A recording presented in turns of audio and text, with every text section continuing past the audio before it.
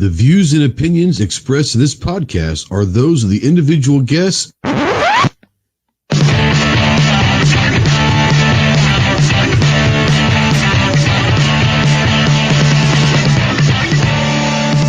If you're a sensitive snowflake that may get easily offended, then turn this off immediately. If you want to hear the real truth about the gun culture, then stick around. This is the Armed Citizen Podcast.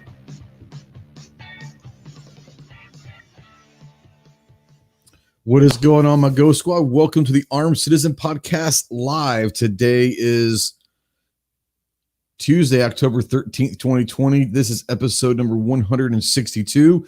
This episode is brought to you by our good friends at sportsmansguide.com. Guys, if you're out there and you're looking for anything outdoors, whether it's hunting, fishing, camping, hiking, shooting sports, obviously, go check out our good friends at sportsmansguide.com and all of that. Got some really interesting topics to talk about. Obviously, an interesting time of history this year, but in the next 2 to 3 weeks, it's going to be really, really interesting. We've had some Senate confirmation hearings going on the last couple of days that I've been watching. We'll talk a little bit about that, but mostly we're going to talk about the importance of this election. Is it this important?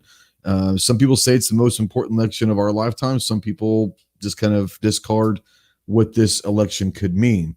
I think it really depends on where you fall and all of that. But everything that's happened this year, obviously tensions are high on all around both sides of the aisle. So it's going to be interesting to see what happens. If you guys have any comments out there, go ahead and say hello. We don't know if you're out there unless you say something. If you're new to the channel, new to the show, please let us know where you're from. We'll try to give you a shout out. If you have a question, go ahead and tag one of us on the panel. We'll try to get to it. And we try to answer most of them as long as it's, related to the topic we're talking about. If you guys want to call in or text, the number is right down below on the Ghost Tactical Hotline presented by our good friends Rod and Shelly Gates at the Gun Cleaners. Go check out the Gun Cleaners. They're a fantastic product. That is the lube right there that I always use. So there you go. That number is 530-364-4678. So it's going to be scrolling. I guess I could probably have it scrolling like it normally does. So it'll be scrolling right there. Check those numbers out. Let's go ahead and say hello to our friends in the panel from Mining Ridge Armory and a good friend from GearReport.com as well. We got Toby. What's up, Toby? Not much, man. Thanks for the invite. Appreciate it. Glad to be here. Got it, brother. Yeah, glad to have you as always. The complete opposite in look. I haven't had a haircut this year. Rob obviously does his own hair. Probably, I would say every day. I don't know if you do every day shave it, but it's got to be pretty close to every day. We got, and he is muted, so I'm in. But he is literally in an airport joining us literally on a layover. So thanks for coming on, bro. Yeah, I appreciate the invite. It's funny. I get, a lot of friends that have these great shows. It's been a while since I've been on with you. It's been a while, man. Are you free next, third Thursday from the next Tuesday at 7 o'clock? I don't know, man. I might be in an airport, but you're just like an hour before. Hey, can you join the show? I'm in. Yeah, I figure it's probably easier to text you the day of because you don't know. Literally, you go across the country every week, so I know you don't know where you're going to be at the time. Yeah, 100%. So I do appreciate the invite. I'm glad it worked out, and it's good to get to meet Toby because we haven't actually gotten to meet before, and probably not going to happen at any trade event anytime soon. Right. Well, like I said, I know that you got a layover, so as soon as you got to check out, just peace out, and we'll see you. Hopefully we'll see you soon. Hopefully in January. I don't know. We'll see. Yeah. Are you planning on going a shot if it happens? 100%. Yeah, absolutely. Okay. I've already booked all my stuff and everything, so I'll be there if it does happen. Yeah, and hopeful, fingers crossed. I mean, good for the NSSF. They are pushing forward as if something's happening. Whether I don't think it's going to look anything like what last year did, but if there's anything going on, I'm going to go. I think this is my 24th year. Yeah, this will be my 24th or maybe 24th, 25th shot show. I've lost track, but but you're old as hell, though, dude. Yeah. Fact. And from the great state of Texas, we got the tactical virus. Leprechaun himself. What is going on, Clove? I really appreciate Rob. You don't see people that often that will use their layover time to submit to volunteer body cavity checks with TSA trainees like him. It's amazing. It's amazing. He goes through 2 or 3 an hour. It's awesome. I think he enjoys it at this point. Yeah. You're still muted, Rob. I'm sure it's mutual gratification for sure. Yeah. I'm like daring them to come over because I'm not wearing the mask. They're going to come out all engaged on you. Put the mask on. All right. And a late edition. We got our buddy. I didn't know if he was, I always send him a link, but he usually works Tuesday night. But our good Mike from Budget Guns and Gear. What's up, Mike? Hey, how's it going, Trey? I normally, you're right, I do work Tuesday, but since yesterday was a holiday, I'm not working today. I had both today and tomorrow and yesterday off. So right on. The joys of a government job. I guess so. Yeah. I guess. What was yesterday? Columbus Day. Oh, I'm sorry. Yeah, exactly. I forgot about that one. Oh boy. Okay. My bad. All right. So we're going to get going. So I want to start off by obviously talking about the Senate confirmation hearings. I don't know if you guys have been watching the last couple of days.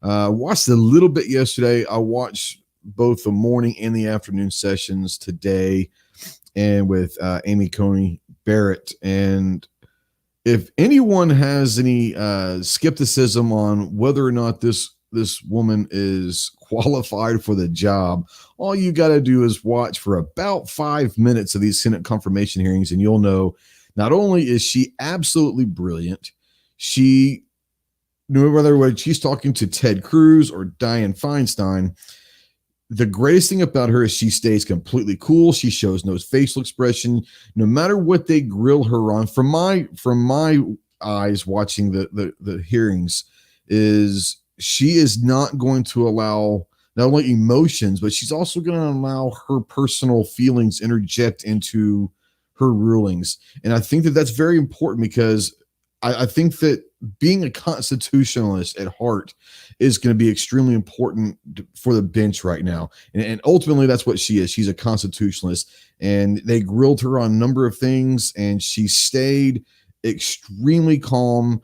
There were times where I would have blown up. I mean, it got a little fiery there with Feinstein this morning, a little bit, and she said a couple things that we're going to talk about. But and on the panel so far, have you guys watched much? Chloe, we'll start with you. Have you been watching it all the last couple of days of the hearings? I watched a little bit yesterday, but been busy today. Haven't watched. I think yesterday was the first day.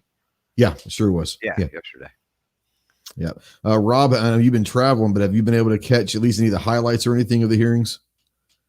Yeah, I got highlights of yesterday, and then today I did 2 PDN lives from the headquarters in Minneapolis, and just so happened that in between the 2 lives, when I tuned in, was when Dick Durbin was really going after the gun, and so that was really interesting to be able to see that as it played out live. And then since then, I've seen the rest of that conversation. So I've definitely got some thoughts on that, and I watched some this afternoon with Kamala Harris as well. So yeah, okay. Toby, have you watched any of it at all? It's been playing in the background, and I've caught tidbits here and there. I saw some of the Feinstein line of questioning and a couple of those things, but I did not hear the ones that Rob was just talking about. And that actually absolutely piques my interest. interest. I know Mike at least was watching part of the afternoon session because he was doing a watch party on his channel. So I switched over from the stream that I was watching and watched it over there with Mike, because I'd rather watch with friends than with a couple thousand people that I don't know. So I know you watched at least a little bit, but have you watched the morning session or anything yesterday at all, Mike? I didn't get a chance to see anything yesterday, and this morning, well, it's morning, so no. I work afternoons, man. I don't get up till about 10 o'clock. I wish I could. That'd be nice. Although I don't think I could. Like for me, sleeping in's like 8 o'clock, 8:30. I mean, I honestly, I'm one of those guys that if I sleep past 8:30, I feel like half the day is wasted. I just might as well just stay in bed all day. But I'd like to get up at about 7:30, 8 o'clock. That'd be great. But I can't get to sleep till about 3 or 4. No, I hear you. I'm a night owl too. I don't go to bed till 3 or 4. I'll go to bed around between 12 and 1 usually. And I get about 5 hours sleep. So it's all good. I'm all for it. A couple things I want to talk about. Thing that came up, and I want to bring, before we do that, because I know Rob's kind of pressed on time. I want to bring Rob back in, and you said that you had some topics that you want to kind of bring up first from the hearings. What were some of the things that either you appreciated or were discouraged by?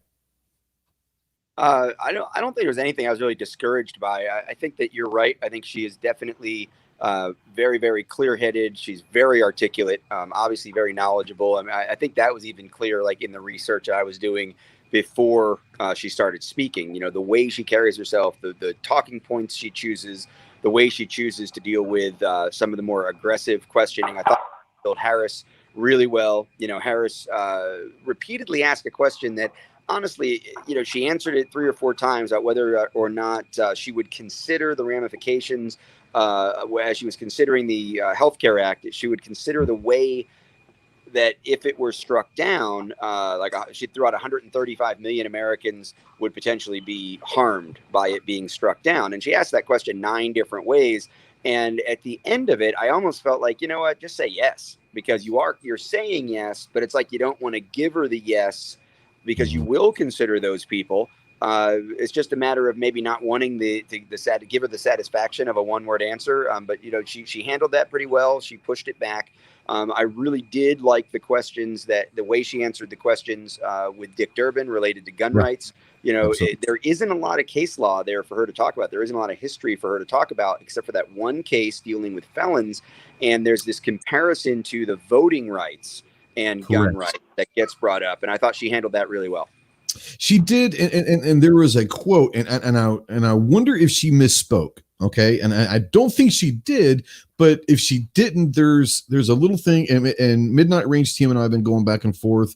I thought I heard her say, so they asked her about, in a response to her decision on the voting rights side of things, should felons and all that. Then it was brought up that said, that was from during Feinstein's, that was said that she basically made a statement that said, in her eyes, the original meaning of the Second Amendment does allow governments to restrict guns from people likely to commit crimes, or likely, I don't know exactly the words were. And I wonder if she misspoke and said it doesn't, but she did say it does. Does that, and that's just for Rob, anyone just jump in here. We're all friends. So was that when she was talking about scare anyone? Was that when she was talking about the violent crime and allowing the states and individual judges? Yes. Okay. Because she was basically talking about that she does not believe that someone who is a non-violent felon should lose all rights. And so I think that the actual, let me get back here because I wrote it down. The actual text says governments are free to keep guns out of the hands of the dangerous. So, for example, the mentally ill, others who would likely to misuse guns. That worries me just a hair. Just a hair. Yeah, that was a ham-fisted response. Honestly, it might be one of the few. And I have heard that quote. I did not see that live. Specifically with Dick Durbin, I thought she handled the issue much better. Much better. With apparently that was with Feinstein and someone else. Yeah. My attention. You know, the problem we have. You guys know how passionate I am about the whole mental health thing. When she says the mentally ill, right, as if someone's suffering from like low-grade depression or somebody that has any number of issues that have nothing to do with it. Danger to themselves or others are all the same. That's that stigma that we're talking about. So, I think that was a little bit of a maybe just an uneducated statement in terms of mental health and the nuances there. But we all know what she meant, and what she meant absolutely is what she believes, that the government does have an opportunity to restrict guns from someone who might be dangerous. And that is the most troubling thing. I brought it up before she was nominated. I brought it up immediately after she was nominated. Here we are talking about it again. She doesn't say after someone's been a danger to someone. She talks about proactive or preemptive restriction of rights based on a probability that the government perceives of someone potentially being dangerous. And obviously that should be a little bit of an eyebrow raiser for all of us. Does that mean that we want Biden to be putting somebody on the Supreme Court? No. No. Enemy of the Second Amendment? No. But she has been very clear, aligned with Scalia, that she sees room for restrictions from the government. Yep. Now, that being said, I have gone back and looked at some of her decisions and everything that she has written from previous case. Not everything, but when it concerns this, I've done some research, and I will say this. She is very much saying that if you're going to, and the decision is not just with guns, but with other felons losing other rights and all of that, voting rights and everything else, she is very much for, if you're going to restrict freedoms, then the government has has to bear the burden of proof. They have to come out before. You just can't blanket and say, well, we think this person might. There has to be, in her eyes, if you're going to restrict freedoms and rights, you better have a Loctite burden of proof to sit there and say, not only did we think this one, but we sent them to several doctors. There's documented evidence that this person may not be. Not being said, I'm not saying it's okay, but at least he's not just saying, hey, I think if someone's mentally ill, we can restrict their guns. I don't think that's what she meant, and I think what you're saying, Rob, is the words that came out might not have been the greatest. That being said, for the rest of the day, what I really have enjoyed is, now I'll say this, I kind of got into it a little bit with someone on Mike's channel in the chat a little bit, talking on this, that, and the other. And I said, understand that the Democrats that are on the committee, they have a job. Their job is to do several things. One, it is to push the rhetoric for November 3rd. They want to get her on the record for the voting of November 3rd. Let's not think that this has nothing to do with the elections. It does. But what they're trying to do is, most of them are talking about the Affordable Care Act. They want her on record saying one way or the other, would she strike it down? And every single time, she was smart to sit there and say, guys, I can't answer this question. There's an ongoing case. I'm not allowed to talk about it. But they kept asking it. Maybe she would slip. Never slipped once. And the second thing they kept talking about was Roe v. Wade and other issues that were pertaining equal pay for women and all that. They're trying to put her on the wrong side of the woman vote. Once again, do they really care about this side for the Supreme Court? I think they probably care, but I think what they're trying to do is get Trump's candidate on the wrong side of women, on the wrong side of other issues for the November 3rd election. Before we move any further, I want to say I don't know what he's grilling. Maybe I'm not really sure, but my good friend, and some of you guys know him. That's my local sheriff, Sheriff Chris Brown. What's up, man? How you doing? Not much, man. Hey, it's good to see you. Yeah, I got stuck on dinner duty tonight, so I got to multitask while we're doing this thing. But you might as well go ahead and throw it, and I'll be over there in a little bit. You might as well throw another one on the grill for me. I'll throw a steak on there for you. Yeah, you bet. There you go. All right. So, Clover, Rob, anyone, when you're talking about trying to get her on the wrong side of issues, that's my take. I don't know if she was. My take is that they're trying to get her on the wrong side of different issues, not just for the Supreme Court nominations. I think they probably know that the nomination, if it gets to the floor, she's going to get nominated. But I think what they're trying to do is get her on the wrong side of issues for November 3rd. Anybody have any other, I don't know, what you would call them, strategies that they're trying to use?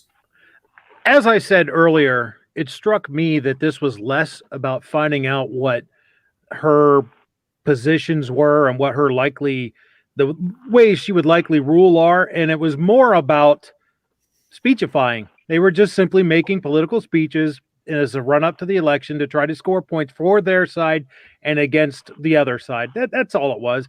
It was theater. It was political theater, period. I think you're absolutely right. They know that if this gets to a vote, she's going to be confirmed. So why bother? Let's make political points when we have the cameras pointed at us. That's what I saw today. Yeah, and they get 30 minutes. And so they spent about 29 and a half minutes doing whatever the hell they were going to speak about, and then asked one question. I tell you who I enjoyed this morning. I don't know if you guys caught Ted Cruz. Ted's interesting. You either love him or you hate him. I think he's a very intelligent man. I think he is probably a pretty good senator. I think he's just a crappy politician on the national level. But he did a really good job asking questions. He asked her straight up right out of the box, your views on the First Amendment, the Second Amendment. He went down the list and was like, what are your views on this? What are views on this? What have you done on this? And he said, I just want to get this on the record. If they're going to ask all these different questions, let's talk about stuff. He says right now, one of the biggest things is, freedom of expression and freedom of speech. Where do you stand? And she was very clear. She's like, we're protected. She's a constitutionalist, people. And I love that. I love that she's not going to try to interpret her own impersonal emotions. She's going to sit there and say, this is what I believe that the Constitution means. Here's how I interpret it. And in her eyes, the Constitution is stone. In her eyes, the Constitution is not a living, breathing document. It's done. The Bill of Rights especially are what they are. They were there from our forefathers and said, hey, this is the framework of what our country is. Before we move on to other things, anybody else want to talk about anything about the confirmation hearings thus far? I know it's only been a couple of days. Just jump in. Go ahead, Chris. Yeah, I think she made a statement today that was really good. She was talking about, somebody asked her what it meant to be a textualist or originalist or originalist, however you want to say it, and she made the comment that, look, it's not that we view it as a living document. It's we go back to the time that it was ratified, and we look at what the founders meant, when they wrote it, and then we interpret it that way. And look, I mean, if you take anything like that, it has to be taken into context just like that. You can do the same thing with the Bible. Well, it means something. You read, some of the words today, and it may mean something different than what it meant when it was written. And so I think it's important to be able to take that into context. And I think she did a good job explaining what that meant in a way that most everybody understood it. Yeah. She's obviously very, very bright. And the great thing about, from what I've seen so far of her, is she's not going to get flustered by just idiocy. I mean, there's a lot of idiocy that is going on in the chamber right now, especially from the Democratic side. Like you said, I think Mike's right. I think this is just playing for the cameras and all that. And her emotions, her facial expressions, nothing changed, which is good because that's what you want of a Supreme Court judge. You want her to sit there, listen to everything that's being said, and then figure out what's going on. But, go ahead, Toby. Yeah. So leave it to me to dumb it down, but I'm very thankful because of exactly what you're saying, for the theater portion of it and for everything that happened, that she held that notebook up for us today to show where her notes came from. I can see that's going to be a meme and a graphic for the next decade, and that was beautiful. I mean, I hate to dumb it down, but that's really going to help us out. I thought that she really did well today. Yesterday, I think yesterday was a day that was just, but today when it kind of got into it, I thought she did really well. I'm impressed by her. Even if she was one of Biden's, I mean, honestly, from what I've seen from her, I'm impressed with her. So like I said, I'm a constitutionalist, so I'm all for someone who's for that. I got a text from the hotline. This is going to be interesting. So I'm going to read this text verse. It's from Warsaw Patriot. He said, speaking on gun rights being suspended and taken away for a period, related subject here. As far as red flags go, I'm 50-50 on supporting them. However, I can't, and here's why. We've had cases throughout the U.S. with innocent people getting killed and have died because of someone of falsely accusing innocent people they deemed as a danger and a threat to others. Cases like what happened in Maryland with Duncan Lemp and many others. Abusing red flag laws is like swatting. So here's my question. Do you agree that on some aspect, red flag laws can be used for good, just not used and misused like the Salem witch trials? Anybody want to start out on that one? I only have a 2-word answer for that. Okay. Due process. How about that? Yeah. I want to be the sheriff things. I know. Hold on. I want to be the sheriff things. I know that that Chris has been very vocal on red flag laws before, but it looks like he's grilling, so I might come back to him. No, you're good. So yeah, you're right. From a law enforcement side of things, being my sheriff, but from a law enforcement side of things, can you talk about the dangers and I guess if there are any good things that come from red flag laws from a law enforcement side of things? So I could see, and let me go full circle here. I could see where somebody might think that there could be some benefit there. And I mean, I've got agency heads even here in this state that I've argued with because they're for it and I'm not. And one guy in particular, he's a chief over in eastern Arkansas who went through a shooting incident last year. Said, there's a good chance that shooting incident may not have happened if we'd have had red flag laws. And so I understand maybe why there's some excitement behind it, but the problem you have is just like what was said a minute ago. You have a due process issue. Not only do you have a due process issue, you have a First Amendment issue, you have a Second Amendment issue, you've got a Fourth Amendment issue, you've got a due process issue, and then you've got a Sixth Amendment issue also. So, I think the argument can be made you have maybe a Ninth Amendment issue too. So, you got a whole slew of issues here that go way further than just, well, it could be a good thing and we might stop a shooting. You and I both know that if somebody really wants to kill somebody, if somebody really wants to hurt somebody, the tool is irrelevant. They're going to find a way to do it. And so red flag laws, I think, could be a hinge point here with her, based on kind of the way she was talking at some point. Some of that we'll just have to see. I don't know, but I think that could wind up being a hot button if she's going to be, some kind of a supporter of that. And I don't know that she will, like she said several times, her job isn't to push her own policy views. Her job is simply to look at the legislative body's response and then, look at the arguments that litigants have brought before based on those points. So I think with that, the Supreme Court has notoriously heard very, very few Second Amendment cases. Now that they have a majority, or if she's confirmed they'd have a majority, maybe we'll start hearing more. If that's the case, we may start getting more of those cases heard. And I think the good thing with that would be is there's no precedent at this point. So if we have a good majority, well, there's no precedent. We might be able to start getting some good precedent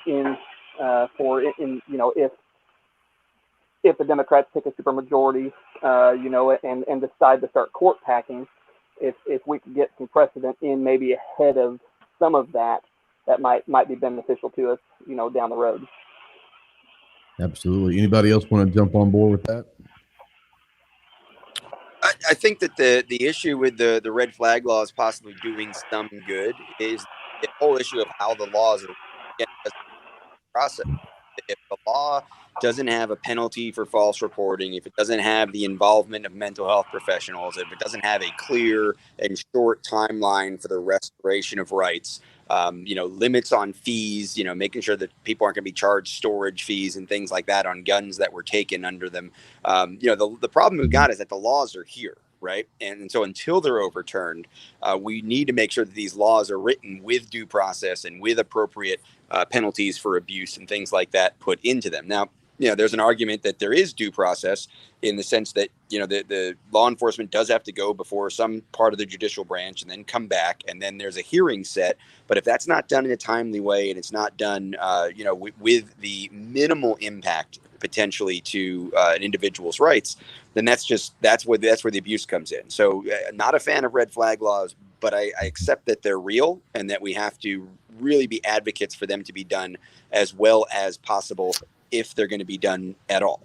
On the back to the judge, I think the issue is, one of the cool things about her position, if you take her position, you dissect it. She has been on this record, as I said many times, that there is a way she believes an appropriateness for the government to infringe on an individual's rights if there's this danger factor. What I do like about her and all of her originalist and textualist leanings indicate that she's not going to go for a magazine ban on everybody, that she's not going to go for a short-barreled rifle needs an extra $200 tax stamp, that an accessory, a bump stock, a brace is a problem. She's not going for that. So the assault weapon bans issues, the individual may have their rights restricted, just like you put somebody in jail, right? If they do something wrong, you take somebody custody and you get them a mental, health screening because they're acting in a way that potentially could hurt themselves or others and they're acting erratically. There's a process for that already. And I think that's what we have with her. Is we have someone who's not going to tolerate stuff that wasn't in the Second Amendment,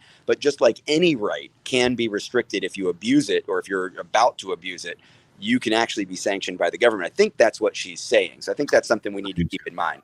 And I think, like I said, and she very well could have just misspoke. I mean, I don't know. I don't know. I don't think she did. I think that that's exactly what she meant is it is the government's right if one of its citizens is going to cause harm to another citizen. Sometimes the government has to step in, and we, like you said, we hope that due process is coming here. We got Sarah Joy Albrecht out there from Hold My Guns. What's up? One of my favorite people in the world out there. Great human being, great patriot up there in Pennsylvania. I know Rob knows her, Clover knows her. I think everyone probably knows Sarah. But part of the red flag laws for me, and I'll let Toby and Clover and everyone else jump in, but I will forget. I'm not very smart.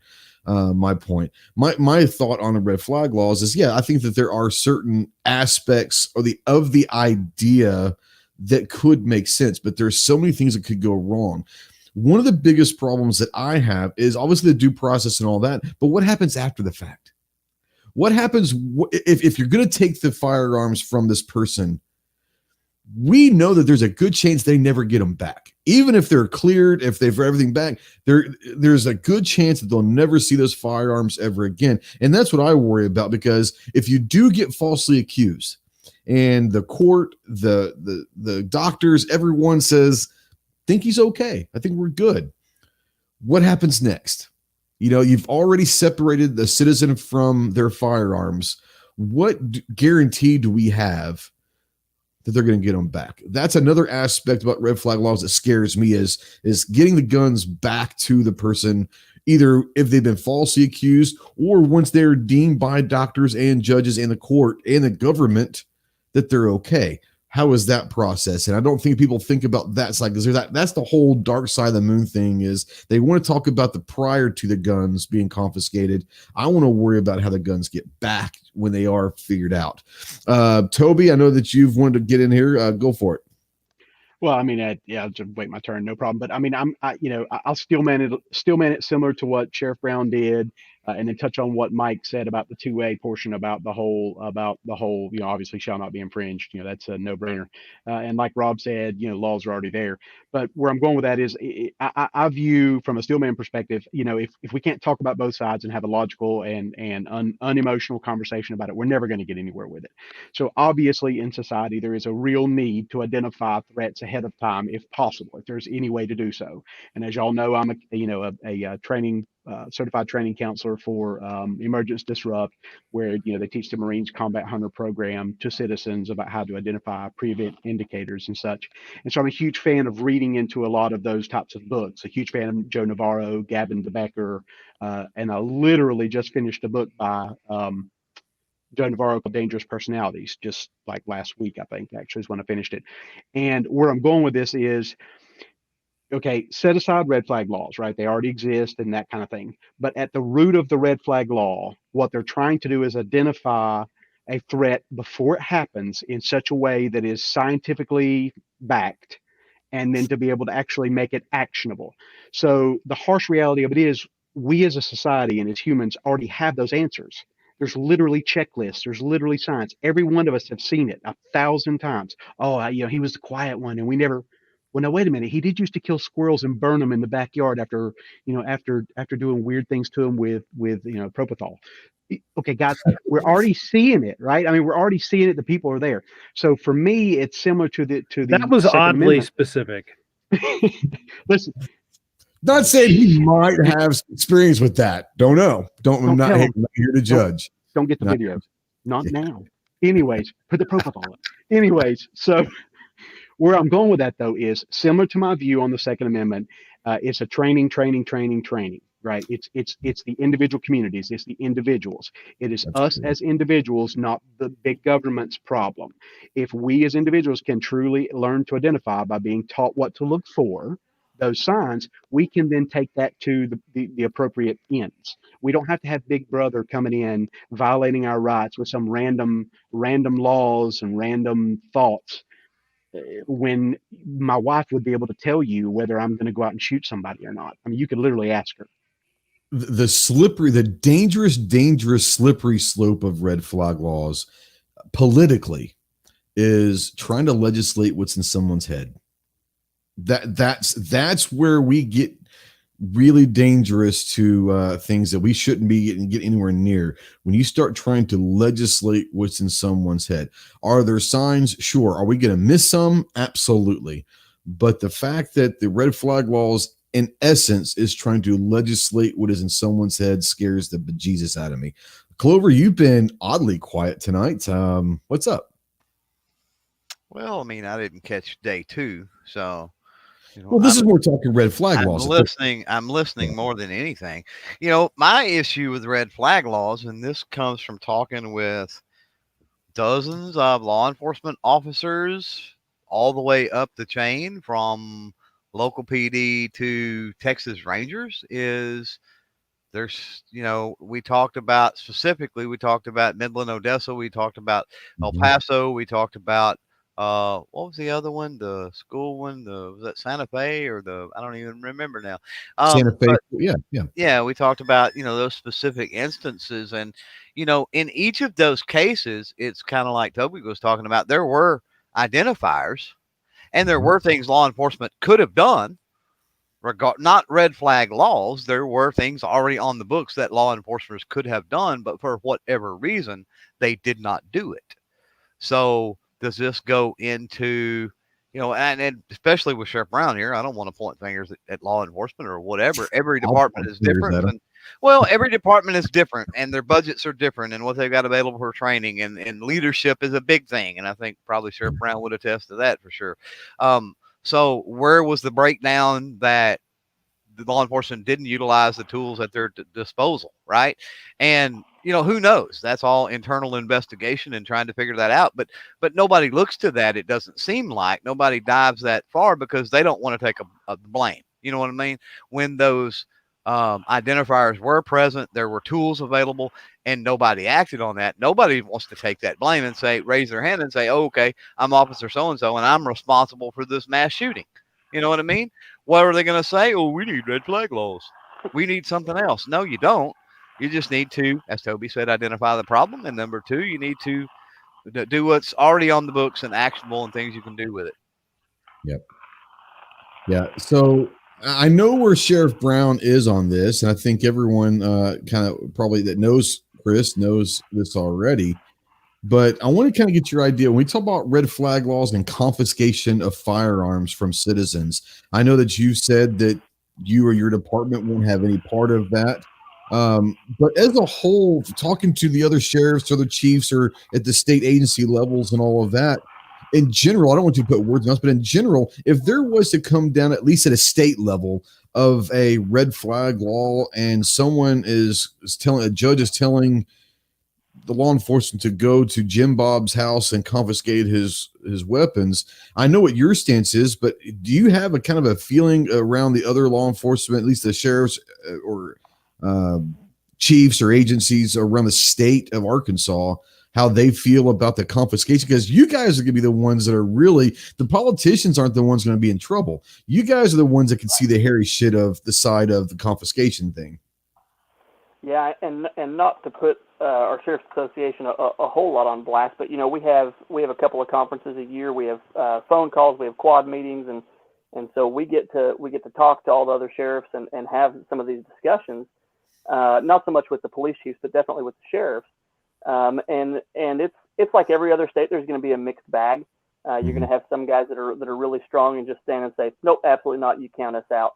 And then you're going to have some that are all the way on the other end that are leading the charge. And then you're going to have that group in the middle that's going to split in half. Or, some are going to go with one, some are going to go with the other. Our state's really no different than that. I can tell you, I was the first one publicly to say I won't enforce them in Arkansas. And then I think we had maybe 5 or 6 more come out and make statements that were similar to that. So there's 75 counties in Arkansas, and I've got 5 or 6 that came out and said something. Hey girls, you got to be quiet for a minute. So there's maybe a handful more than that probably feel that way, that wouldn't enforce them. But there's definitely going to be some that do.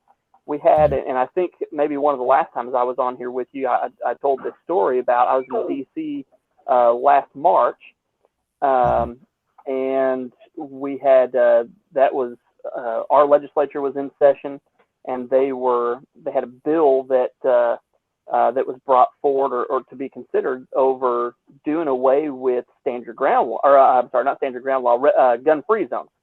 Mm-hmm. And that would have just done away with the state gun-free zones, which I think is a phenomenal idea.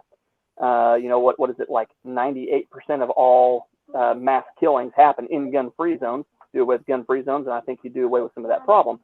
At any rate, that bill was up to be considered, and I was standing in line to go into Mount Vernon, which is George Washington's house. I was standing in line to go into Mount Vernon when I get this email asking where each sheriff stands on this bill, so that the association knows whether to oppose it or support it.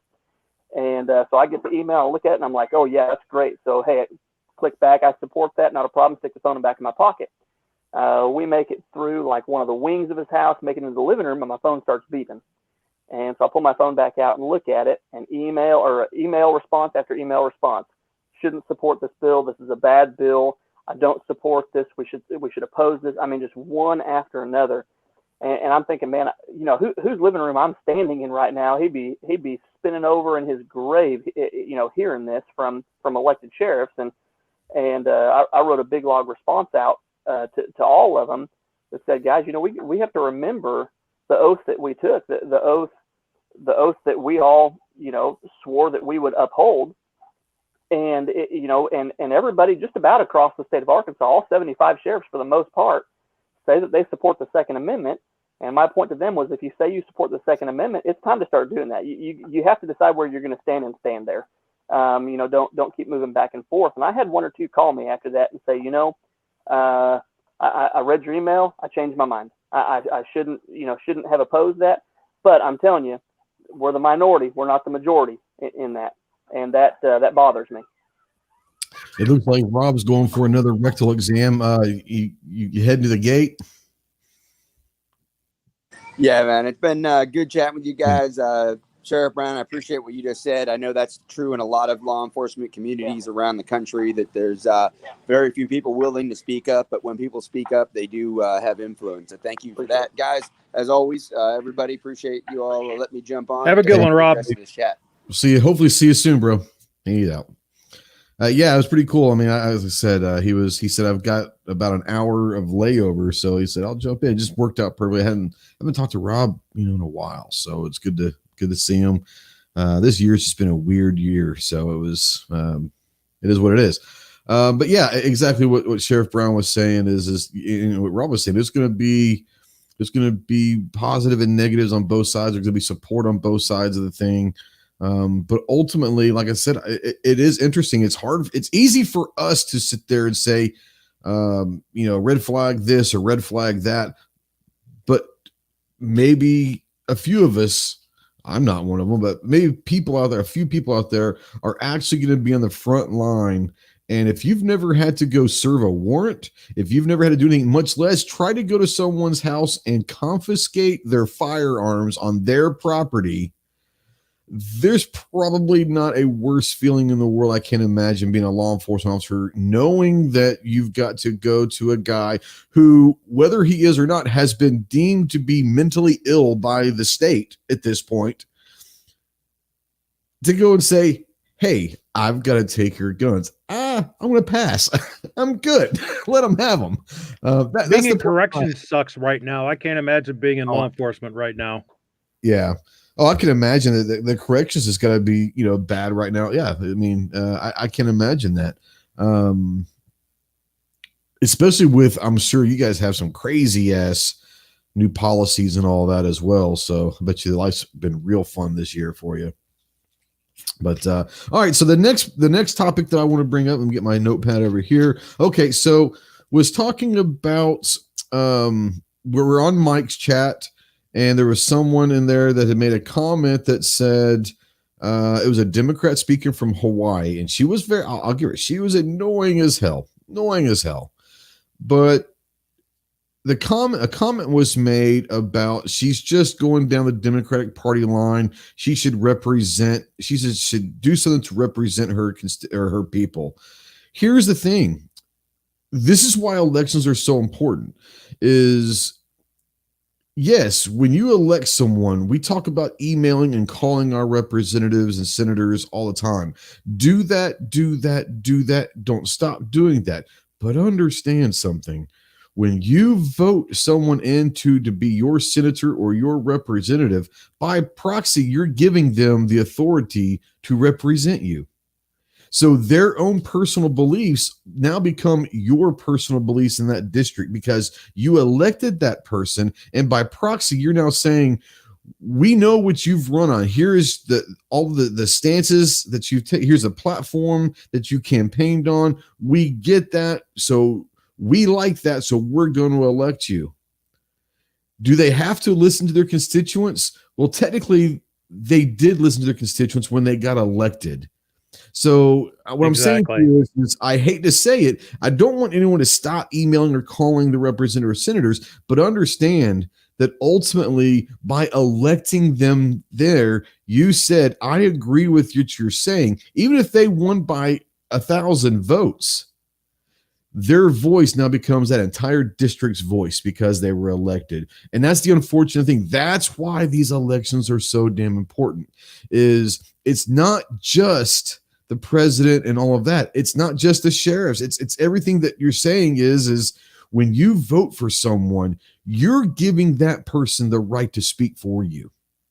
And whatever comes out of their mouths, they're now speaking for you. So understand that, I hate to say, but that is part of the democratic way of elections is by proxy, you're giving them your voice. Anybody else want to comment on the role of your elected officials? And I'll bring Sheriff Brown in if he's got time. I don't know if he's there, if he's with the kiddos, if he's still around, great. But oh, okay, here. So let me ask you this: from an elected official's position, I'm sure I know you still listen to constituents. I know you do. But at what point do you have to interject your own thoughts and your own beliefs because you have been elected by these people that sit there and say, I'm listening to what you're saying, but you elected me to do my job based on what I campaigned on. This is something I'm campaigned on. How hard is that to kind of level those playing fields? Right. So sorry, and I'm moving around trying to avoid noisy kids. Oh, you're good. It's you do have to listen to people, right? Because if you don't listen to the people that put you there, at some point you're not going to be there anymore, right? They're going to vote you out at some point. Absolutely. And so it is important to listen to your constituents, and it's important to try and keep promises that you made. You tell people you're going to do something, you ought to try and do what you told them you're going to do. I think kind of like what you said a minute ago, though. When people vote, as long as you're honest and upfront about where you stand and where you will stand on certain things, I told people when I campaigned where I stood on the Second Amendment. So for me not to stand there when that issue comes up, is me being a hypocrite or whatever else you want to call it. Now if they didn't ask specifically how far I would go, or I don't know. I can't poll everybody every time that I've got to make a decision. So,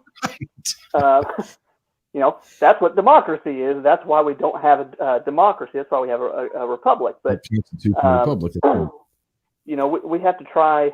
I think the biggest part of that is you got to try and be honest when you campaign, so that people know exactly where you stand on different things. And then when those issues come up, I think it's important that you stand exactly where you said you'd stand. I think consistency I think consistency is the key. I think we're politicians, and I'm not saying that sheriffs, but we're talking at probably the national, federal level. Where politicians get in trouble is they campaign on one thing, and as soon as they're elected, they know that it's going to go different ways or whatever. Right. But yeah, I agree. As long as you are relatively, or at least in the ballpark of being consistent about what you campaigned on, you probably aren't going to have a big problem. So but that's just, the one thing that gets me is people need to understand that that's why voting is important, is you're choosing someone to represent you. And we chose you, and we're going to continue to choose you to be our sheriff. I don't see many problems in the near future of having you as our sheriff for a while. But what I'm saying is we choose you to be our sheriff for a lot of different reasons. Everyone has their own reasons. But until you do something to go against what we voted you in for, unless someone's just got better ideas, you know what I'm saying? So like I said, as long as you're consistent to what you campaign on, and that's what you got voted in, I don't see a problem, but we all know that doesn't happen. But understand that that's why you vote people in. Sheriff Brown is the head law enforcement officer in our county. But Sheriff Brown also has been invited to the White House in the last year. So he's representing my county in the White House. So yes, it's not just the law enforcement side. It is the representation of our county at a national level or a state level. So once again, it is one of those things where you're selecting people to represent you. Who do you want that to be? That's ultimately what it is. It's not what ticket they're on. Have I voted Democrat in the past? Yep. Have I voted Republican in the past? Yep. Have I voted third party in the past? Yep. Because I find someone that closely lines up to my ideals as close as possible.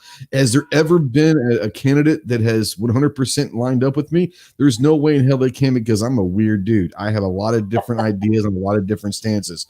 So I try to figure out what's most important to me. And at that point, that's where I align myself with. So, yeah, it's interesting. Toby, Mike, Clover, Chris. Yeah, go ahead, guys. You got something to say? Go ahead. I gotta jump off here, man. My phone's about to die, but I appreciate it. We'll talk to you soon. I got a poster for your wall if you hit me up at some point. Oh, hell yeah. All right, we're in. All right. Be good, man. Yeah, Sheriff Brown, he's a good friend, and but he does a great job. And most importantly, he is. I was starting to wonder if you had any unpaid tickets that you were trying to get settled or something, the way you were talking. No, we're good friends. We shoot together at the range. We're good friends. So, we talk quite a bit. The good thing about him is he is very open and sincere about his opinions, especially on the Second Amendment and enforcement of bad laws. And he's one of the people that isn't worried about the next election. And that's what I like about him. He's going to tell you what he thinks. He's going to say, you elected me to do my job. And part of what I've run on is I'm a pro-Second Amendment person. So I won't enforce anything in the county that's going to be anti-2A. If you don't like that, then wait a few more years and you can, vote someone else in. But while I'm here, I've been upfront about it from the beginning. And I think that he's willing to take whatever hit comes with it politically, that he is not going to step aside from his ideals and his beliefs. So that's what I respect most about him, is he has taken some heat. But is he a vet? No, he's not a vet. No, he is not. He was with SWAT for a while. He's younger than I am. But he was with SWAT and all that. So he did other things but no, he is not, he's not a vet. No, Chris is a great sheriff. He is. And like I said, he's basically running unopposed all the time. So there's a reason why people continue to do it, is they know what he stands for. And he doesn't sway from that. It is what it is. So let's go back into Mike, Toby, or Clover talking about understanding what is involved is not just picking a president. It's not just picking a representative, a senator, a sheriff, an alderman, a justice of the peace, a governor, whatever. There are so many different levels as to why your choice in any election is crucial. But let me ask you guys this. Is this the most important? Because I've heard it from people. Is this the most important election of our lifetime? We're all relatively the same age on this panel. So Toby, I'm going to start with you. Is this, in your eyes, the most important election of our lifetime? No. You can explain if you want, or I can move on. It's up to you. I don't care. One way or the other. Look, just quick blurb, I guess, without so don't take up too much time from everybody else. But just no, I don't. I think that whatever you want to call it, oligarchies, corporations, deep state, blah blah blah. And to be clear, I'm not a conspiracy theorist, but I think that people who've been in office for 40, 50, 60 years, the lobbyists, the money, so on and so forth. All of that is what's actually going to be ultimately making decisions and or programming society to be able to lay the groundwork for 20 years from now, what they want the laws to look like, or 30 years from now, what they want the money to look like and where they want it to turn. So just to be just as frank as possible, I'm not saying your vote doesn't matter.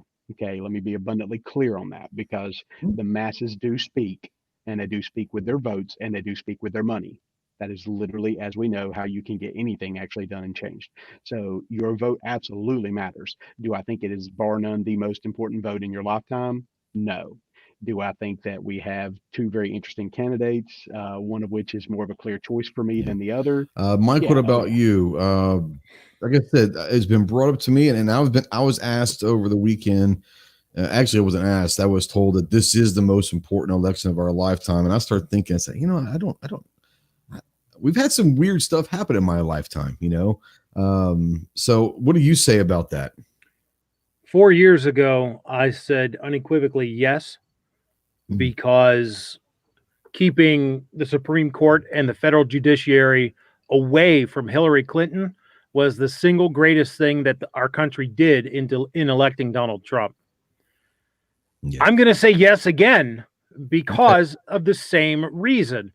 Look at the Supreme Court, how old some of those guys are. The next 4 years could see 1, 2, maybe 3 of them either retire or pass away. Who do you want to have that pick?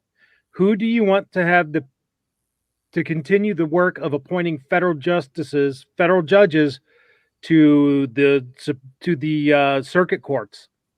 Do you want Kamala Harris? Because let's be realistic, if Biden wins, they're going to 25th Amendment his ass in a heartbeat, and it'll be Kamala Harris who'll be president. That's what they're setting the ground for right now. It won't even take that long. Yeah. So the makeup of the federal judiciary and the Supreme Court can determine the course of this country for generations. Who do you want to have in charge of that? The guy that's been doing a pretty fair job of it. Not stellar, but damn sure not bad. Damn sure better than Hildebeest would have. Or do you want Kamala Harris to have it? It is that simple, folks. No doubt. Clove, what about you? Anything you want to touch on? We talked about, like I said, you've been quiet tonight, which is oddly weird. Yeah, I'm super tired. I know you're really tired. But I mean, what do you think about the statements that this is the most important election of our lifetime? So I think it depends on whose lifetime that you're talking about. I think that if you talk to my 80-something-year-old grandfather, he's going to laugh in your face. Right, if you're 18-year-olds voting for the first time, I'm probably going to laugh in your face. It's all a matter of perspective, and for as long as I can remember, every single freaking election has been, the most important election of our lifetime. And to the point of the Supreme Court, do a little homework on the appointing of Supreme Court justices and see how often presidents get to pick 2 or 3. It's pretty darn regular. Yeah. It's more regular than you would think. It is. I think that for me, I don't think it's the most important election of my lifetime. But I will say that it is very, very important. Well, we have a chance of going 6-3 on the Supreme Court when I believe Barrett gets confirmed. Strong tilt. Well, let me caveat what I just said by saying this, because it is a matter, I think, of perspective, but all elections, people, are important. That's where I was going. period. Every single one. And it doesn't start at the presidential election, guys. You know, like I said, I say all this all the time. Your sheriff, your mayor, your justice of the peace, alderman, city council, that's honestly where you're going to have direct. You also have to directly affect you in those areas. You also have to turn out in a primary and in a caucus, and you have to get the right opposition to that other person, right? And it starts even before that. It starts when they start campaigning, you know, especially at the local level, right? When they first, when your people first announce and they start having pancake suppers and chili dinners and whatever it might be. Are you out there? Are you helping? Are you putting signs in your yard? Are you telling people? Are you commenting on social media and stuff like that? So here's the thing. A lot of people, I'm getting on a soapbox. So there's people out there right now in the chat. I'm going to take some people off that they go, oh, I'm not using Facebook. I'm not using Facebook. I'm not using Facebook. Why? Do we not use rifles in combat against other rifles and tanks against tanks and planes against planes and warships against warships and missiles against missiles? Why? Why are you not using Facebook? Because here's the thing. They're using Facebook. And if you think Facebook doesn't matter, if you think for a second Facebook doesn't matter, go and talk to Mr. Roll Call. Because me and him have a conversation one night about his city mayor. And we parsed the data. And his mayor won like 5% by 5% of the vote. And I said, you know what? I wonder just exactly what 5% of the vote was. It was just a little over 110 people. So you're telling me that me with 2,000 and something Facebook friends, a lot of which are local people that I went to high school with, that I know, business owners in the community that may be undecided. You telling me out of 2,000 or 3,000 people that I have access to easily on Facebook, not to count the Instagram or, you know, the Twitter or the whatever else that might be out there. You're telling me that it's not possible for me, one person, to potentially post some stuff, repost some stuff, talk about a candidate and swing an election 110 freaking points. Bull malarkey. And if you've got a half a dozen people, 10 people, 20 people that's actively doing that, you darn sure can swing an election 110 points. So there's no excuse. Yep. So Reese White was talking about the Supreme Court as well. If Clarence Thomas, who I believe, if there would ever be a Mount Rushmore of Supreme Court justices, I truly believe that Clarence Thomas deserves to be on there. I think that he is one of the most fair. I think that he is he's one of the greatest justices I think that our country's ever had. So I know that the day is coming, and I hate to think that it's coming soon, but it very well could, that Clarence Thomas is no longer part of our Supreme Court system, which is that will be a tragic day when that happens. I think he's probably one of the greatest. I would say one of the greatest legal minds ever to live, truly. Anyways, we're talking about this because if Clarence Thomas does, let's assume that Barrett gets confirmed and it's now 6-3, a comfortable separation of powers there in the Supreme Court. But let's say something happens with Clarence Thomas. He gets ill and he just says, you know what? I tried to wait till there's another Republican president. I can't do it anymore. Because I do believe that he would try to do that, but I also know that if he becomes a hindrance to the bench, he wouldn't hold on just to hold on. He's that kind of a guy. He's like, look, I'm not doing my job. It is what it is. Take care, sir. I love you guys. We'll see you soon. But I'll say this. You can say what you want to about Ted Cruz, and he's a lot of things. But one of them is extremely fucking smart, okay? And he was on the morning this morning, and he was talking about the Second Amendment with Coney Barrett.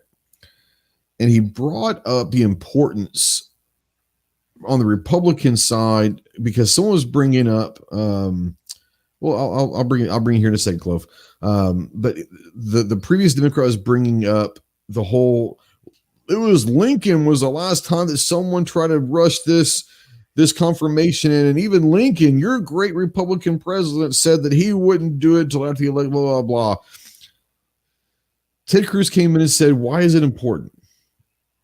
Because it's 5-4.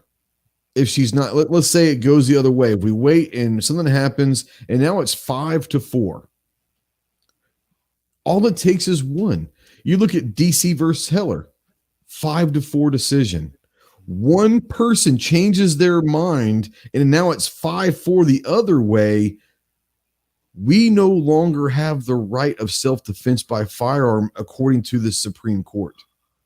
That's the importance of, for the 2A community, keeping a conservative side to the Supreme Court. Because if it's 5-4, all they have to do is convince one person to change their mind.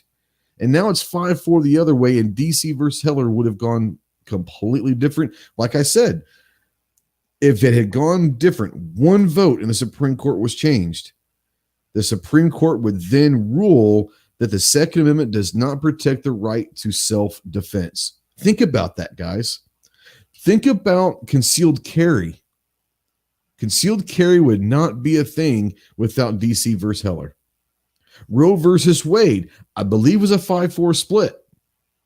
Wherever side you fall on Roe versus Wade, it doesn't matter. The idea is if you're going to rely on a 5-4 split in the Supreme Court, you're taking your chances. That's why it is important that we have a chance to put in ACB. I can't keep saying her name away. It's 6-3 vote. At least a 6-3 we think would be. But if there is one that flips, it's still 5-4. That's why this is important. The Supreme Court is crucial to this. Now, I know Clover said he wanted to follow up, so go for it. So on this, I want to address this notion of age and retirement and this sort of thing. Okay, first of all, by all accounts, with modern medical technology, and with just look at Ginsburg and how many times she had cancer while she was a justice. She had access to presidential class health care, no doubt. Clarence Thomas is 72. Stephen Breyer is 82. People. I want to say he's mid-80s. Yeah, he's and he's on the left side, by the way. No, I understand. So it's possible. I don't want to think, but what if something happens? That was my clearance. I'm not saying he's going to be in the next 4 years. I'm saying, but what if he does? It's going to be a sad day. That's to your point about Clarence Thomas, he's the longest serving at this point. Yeah. So yeah, and Breyer is right there behind him. But I think that being 10 years older and being right there behind him in service, I think we've got more of a chance of seeing something from.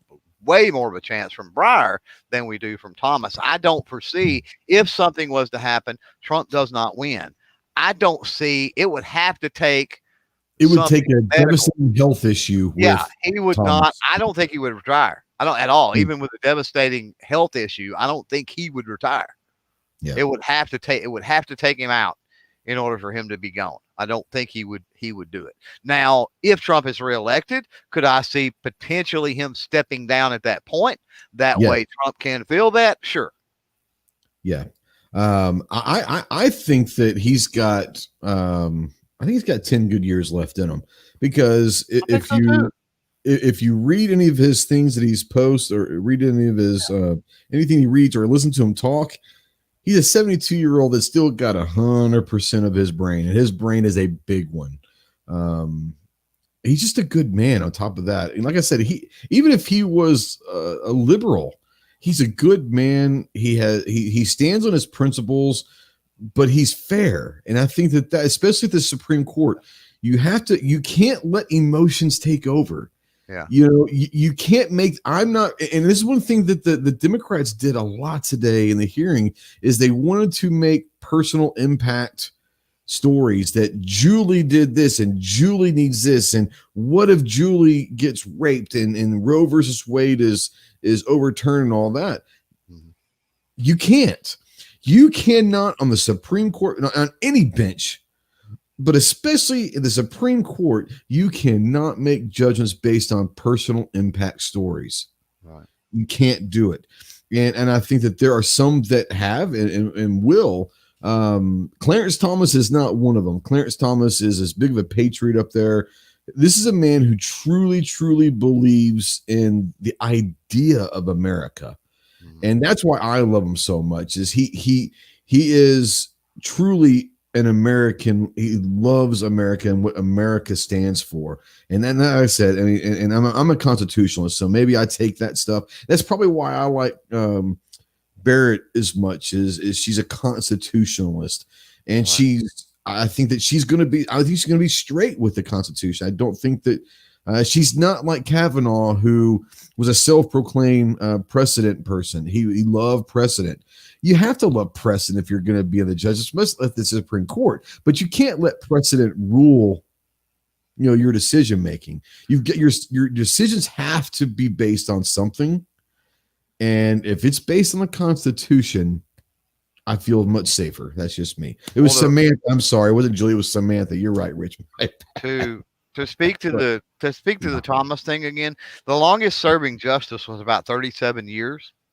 And Barrett probably Clarence Thomas is at 27. So having 10 good years does not make him unique at all in any facet. And that was Justice Douglas, who I think passed away in like 1980. Look at the medical technology we've had since 1980, right? Yep. So it stands to reason he could actually Thomas could break that record at this point. I think it'll be more likely a female probably that breaks that record. I think if Barrett gets approved, she's mid 40s. Yeah, she's got a chance of going for 40 years, guys. Well, we've got some. I believe she's 48. Okay. Well, we've got some youngies on there for sure right now. I mean, in the 50s and 60s, and a couple of women. An old guy, Look at Kagan. Kagan 60s. Roberts is in what, 60s, early 60s. Yeah. Well, Kagan's been in there 10 years. So. And she's 60, right? But Roberts has been in there for a while, and he's got to be early 60s. Roberts has been in there 15 years, and he's 65. Yeah, 65. Okay, so he was 50 when he was nominated. Yeah. Kagan was how old? What I'm saying is Kagan was 60. She's already served 10. So if Kagan lives as long as Ginsburg, another 37 years, that's 40. That's 47 years on the court. Yeah. So a woman has the advantage for sure. And that's why I like the idea of having, we need a woman right-leaning, a constitutionalist, I should say, because I look at it through the prism of a constitutionalist and somebody who goes off precedent. We need a woman constitutionalist, I think, on there, because we really don't have that right now.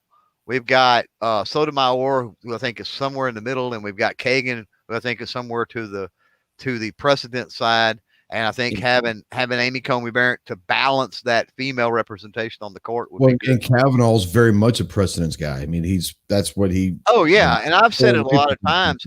The one dynamic I've said it a lot of times that the problem, I think part of the problem that we see with Roberts is he knows that Kavanaugh was a bad choice.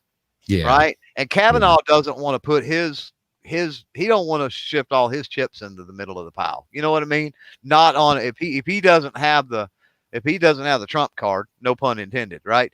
Then he's not going to do that. We know that he doesn't care for Trump. We know that as well. And what's going to be an interesting dynamic is, from what I've read, him and Amy Coney Barrett don't get along too well. So that's going to be potentially interesting for sure. I mean, I obviously never met the guy, but I mean, I've heard that Chief Justice Roberts is just, I mean, I've heard from people that actually have been around it. He's just an asshole, honestly. Yeah. And that's okay. It doesn't bother me. It's not going to really affect my judgment on, because I don't know. And I don't judge on hearsay. There's a lot of people that say that Chief Justice Roberts is betraying the conservative side of life, and I don't say that. I mean, I think that there could have been decisions that he made that could have been different, but I don't think it's a betrayal. He's playing odds, bro. He's playing odds. Sure, that's what I think. That's what he's doing.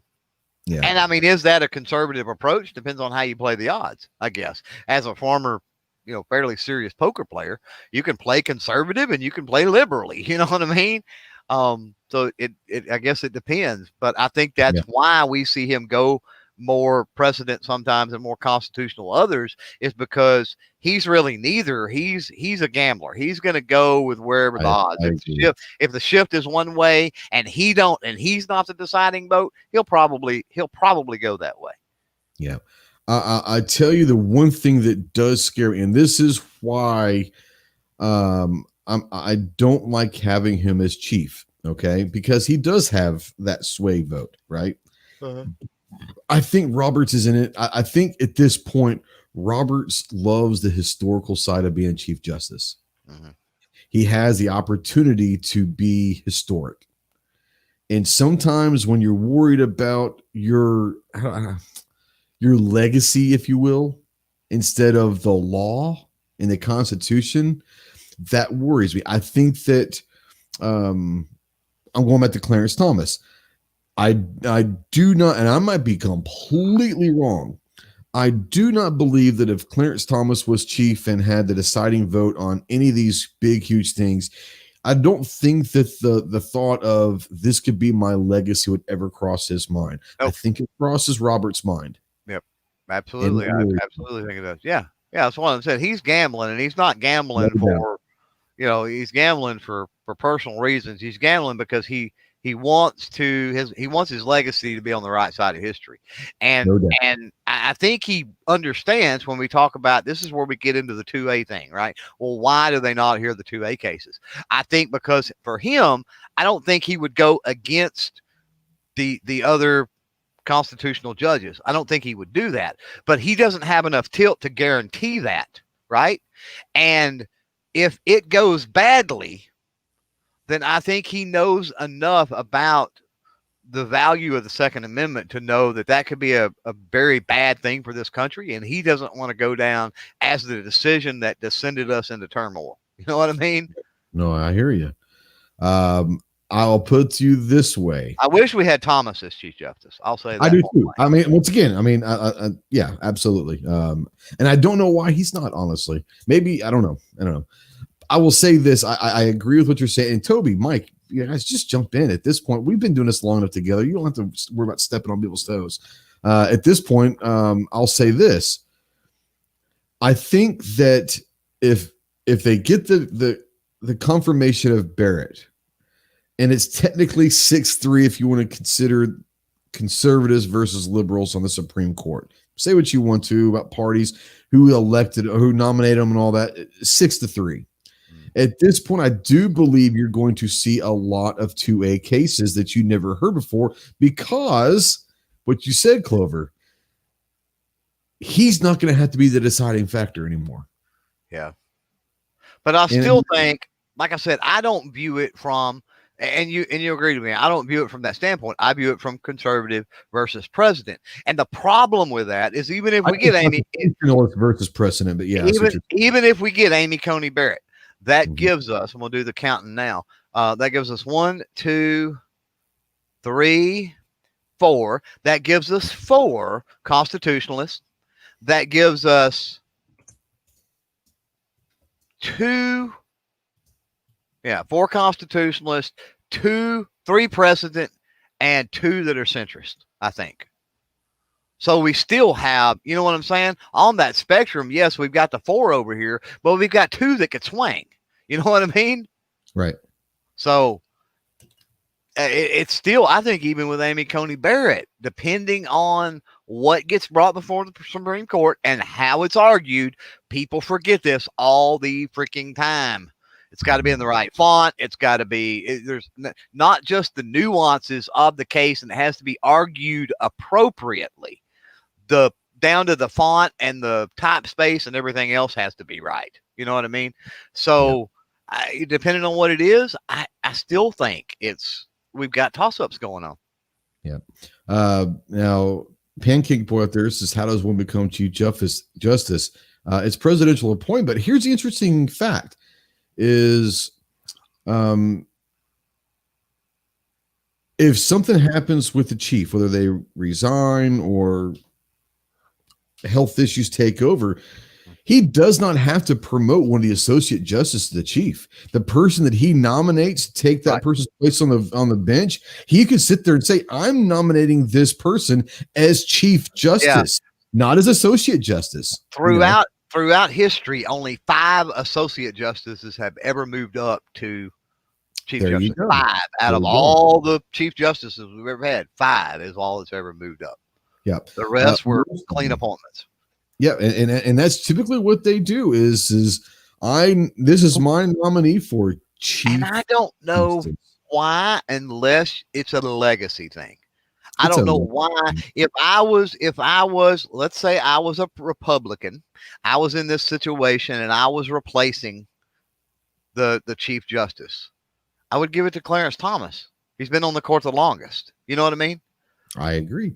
I would say, hey, do you want this? If he says yes, then I'd let him have it. Now there's not, I might would give Alito a shot at it. I might, but assuming that Clarence Thomas said no, I don't want it, then maybe Alito, maybe it'd be about 50-50 whether I went Alito or I just picked somebody outright. Because they're certainly not. I'm not going to give it to Kavanaugh. I'm not going to give it to Gorsuch. Ain't been there long enough. Wouldn't give it to Amy Coney Barrett. Ain't been there long enough. Certainly ain't going to give it to any of the other yahoos. Scalia, if he was around still, Scalia would have been someone that I think would have been well served instead of Roberts, if not Thomas. Yeah.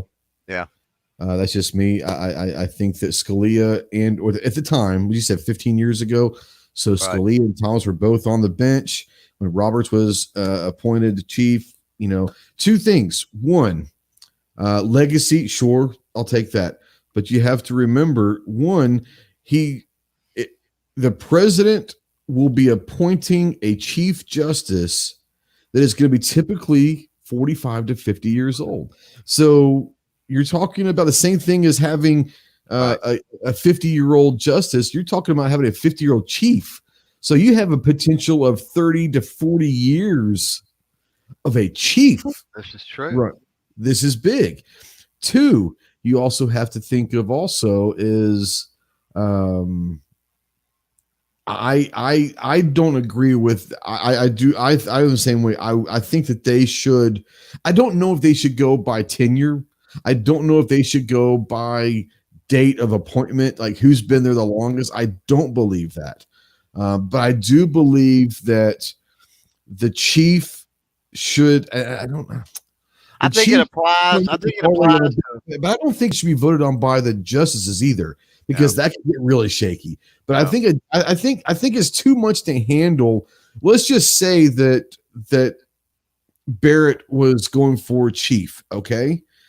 You're talking about someone who's never been on the bench at the Supreme Court level. And by the way, we're also going to give you the chief hat. Holy hell. That's a lot. So I don't think that's right. Yeah. No. And, and I think it's one of the things where, what we want with most of the people in the chat, most people that listen to this type of thing, I think for Chief Justice, I think we want a constitutionalist. That's a likable, fair, fun-loving, whatever person, right? They put their politics to the side. They're not a Roberts, right? They are the attitude of Scalia. But I would honestly like to see somebody a little more constitutionalist than Scalia as well. No, I'm just saying 15 years ago when Roberts came on, you've got Scalia or Thomas. I think either one of them would have been better choices than Roberts being injected to the chief spot. Yep, and put him as an associate. Yeah, but I mean, then you would have been replacing with Scalia. You would have been replacing a chief justice. How huge would that have been, right? Thomas probably gets it after that. I don't know. I would have to go back and see how old Thomas was. I'm kind of curious how old Thomas was when that chief justice was done. I'd have to do some quick math, and I'm not sure I'm able to do that. But let's say that Scalia got it 15 years ago when Roberts came on board, and then Scalia's been gone for how long? That was Gorsuch, right? So 3 years. 8, 10. No, was it 3 years? I thought it was at least. Was it that much? No, that was Gorsuch, right? Gorsuch replaced. Is it Gorsuch? Yeah, Okay. because Gorsuch and Okay. then Kennedy retired. Okay. You're right. I thought that he was one prior. Okay. You're right. Because Kavanaugh replaced Kennedy, right? Yeah, but we got a All right. president guy for a president guy. Yeah. So let's say that Scalia's gone 3 years ago. That would make Thomas 69 years old at that time. Wow. Okay. That's perfect. When Scalia passed away? You know, what I'm saying is, has Scalia been named chief 15 when Roberts was 15 years ago? See what I'm saying? And he would have been chief for 12 years at the time that he passed. Thomas could have been then right in there 3 years ago. Probably would have been had that been the way. I don't understand. I don't understand honestly what the significance or the strategy or whatever you want to call it would be to having a long-term Chief Justice. It's the deciding vote, bro. Yeah, but I mean, I would say that the vast majority. Let me back up. You know, let me back up and say if you have the tilt to conservatives, I don't understand. I don't understand. Before we go any further, real quick, Toby's got to bounce. Take a few minutes to, if you got a few minutes, but take some time to plug, tell people where they can find you and what's going on. Sure. So obviously links to all of my particular media for Mining Ridge Armory can be found at miningridgearmory.com. First and foremost, thank you guys for the invite. I appreciate it. I always really, really humbled whenever you guys ask me to one of these shows and you actually care to listen to my crazy rantings, because they do tend to get a little weird. So yeah, really not listening to what we've been ranting about this whole time. I was trying to keep it positive, and I wasn't going to take any shots below the belt. But now that you mentioned it, it does seem to fit in. So that's for sure. But yeah, links to all of my media, obviously you can find at miningridgearmory.com, YouTube, Facebook, et cetera. I did just publish. I do some work for gearreport.com. Just published one article yesterday for the Crimson Trey CTS 1400 review. Yeah. With a video and the whole kinds of good stuff. Neat little Easter egg. I don't know if you've ever, I won't give it away, but there's an Easter egg in the video for any of the tactical response alumni. Okay. So don't give it away. Right. But and I did ask permission, by the way. Oh, you did? Okay. Well, God. Yeah. I don't want, geez, you want Jaeger showing up at your house going, go well if you didn't. Right. That's what I'm saying. Right. So, and I also have submitted the Crimson Trey CTL 5324 and the DSP Armory Titan review. So those should be, whenever Jeff graces everybody with publishing those on gearreport.com and pushing them live on YouTube, those will also be coming out. So I'll be on the Gear Report this week at Gear Report tomorrow, talking in depth about some of that. So definitely join us. And to Midnight Range TM and Gun Loving Grandpa and all them, you're absolutely right, guys. My apologies, I have been just as slack as I can be about producing some content directly from my channel, some more of that good educational content. So forgive me, and just know that I will commit to trying to get something out there in the next week or two. I usually come out on Thursday nights and do a webinar or whatever on Thursday night. So please forgive me. It's just been hectic in my personal life, as well as I've spent and Clover and Mike and Trey, you guys can appreciate this. Just in video editing and article writing alone, I mean, we're not talking. Just right there is giving Clover hives right now. He's getting hives. For those three reviews, I am down, well over 30 hours. Just that element. Right. Just that element. So I'm averaging about 10 hours per for written and video. That doesn't count all the lead up and the monies and the classes and the almost 19 hours of drive time out to tactical response and back. Right. Where did you stay? Did you stay at the I can't place, or watch the video. Okay, I will. Watch the CTS. Yeah, watch both of them. That CTS 1400 Crimson Trace video and the CTL 5324, and the DSP Armory Titan. Watch all three, and you'll see the Easter eggs. It's really horrible when you spend more time creating the video than you get in watch time after you publish it. That's Amen, true. brother. Amen. Amen. Yeah. So, but again, thank you guys for the invite. Love to see you guys. Yeah, and my channel with the a whopping 200 and some or 300 and some subscribers, and yet I still keep pushing content out there. I don't know if I'm crazy or what. I don't know, but You're my kind of crazy, bro. thanks, man. See you guys soon. Maybe tomorrow night. In January, buddy. All right, thanks. In person. Have a good one. Soon. Yeah, see you. Yeah, reaches out there, says you want a good administrator, chief. And that's another point that we haven't talked about is you have to be able to manage. Some people just can't, and I get that. Exactly. That's right. You have to be extremely, and now I understand that to be at that level, you're already going to be intelligent. That's most people that are that way. Think about it for a minute. They're really anal retentive and buttholes a lot of times. You know what I mean? You got to be arrogant. You got to be confident. You know, I mean, there's, when you reach that level, you're going to be a lot of things, you know, and that's okay.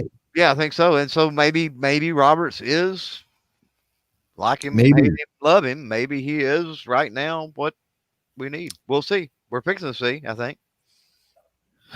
We're fixing to see. I think things will change if they can get Barrett confirmed, which I don't see there being a problem, whether it's before the election or after the election. That's another thing that, you know, people don't realize. Lame ducks don't mean much, a whole lot at this point. It's going to be more important for the court. Mm-hmm. If President Trump does not win this election, guess what? The Senate's still intact.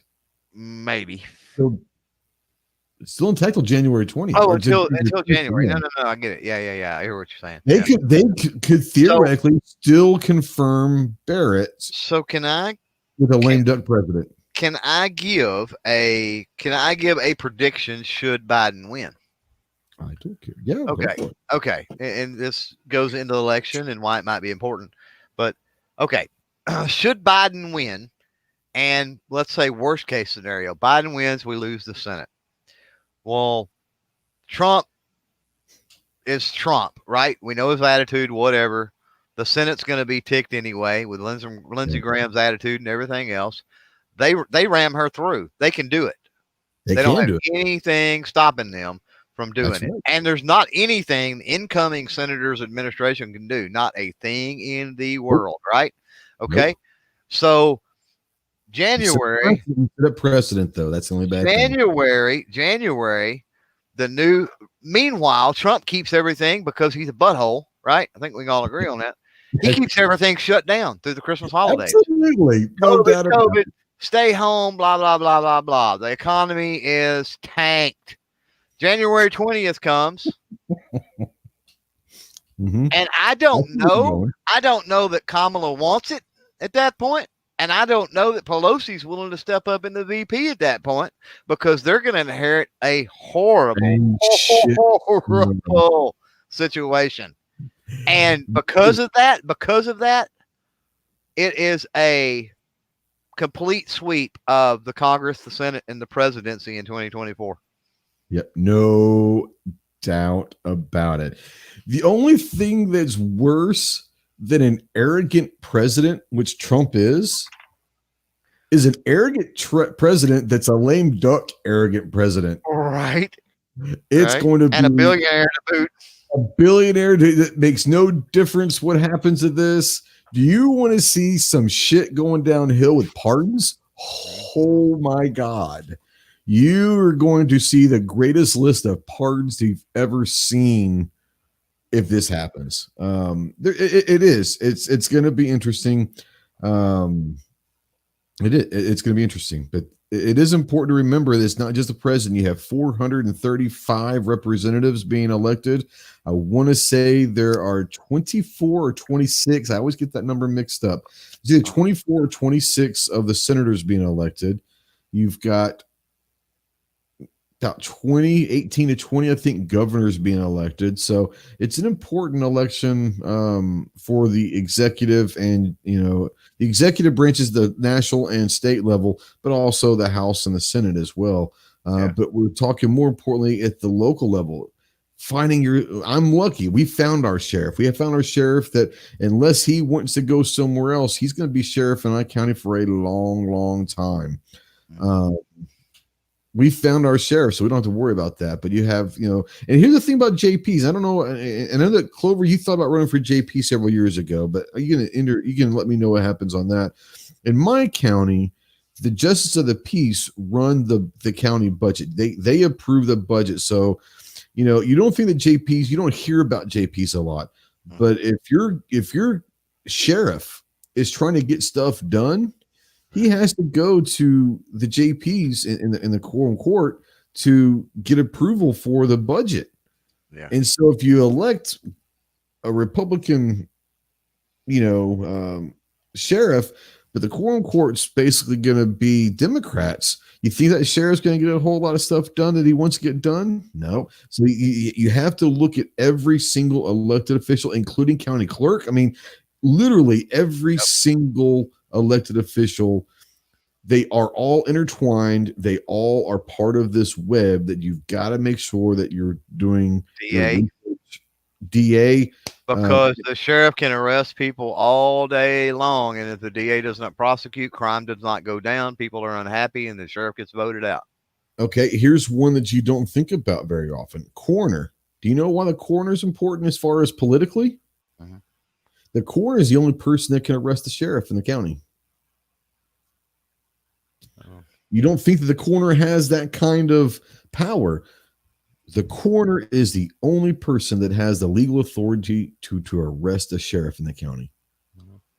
Well, so here, RJP, at least here, RJP's here. The commissioners here preside over all that. It's not we have the commissioners, and then we have a constitutional county judge who is sort of like the head of the commissioner's court.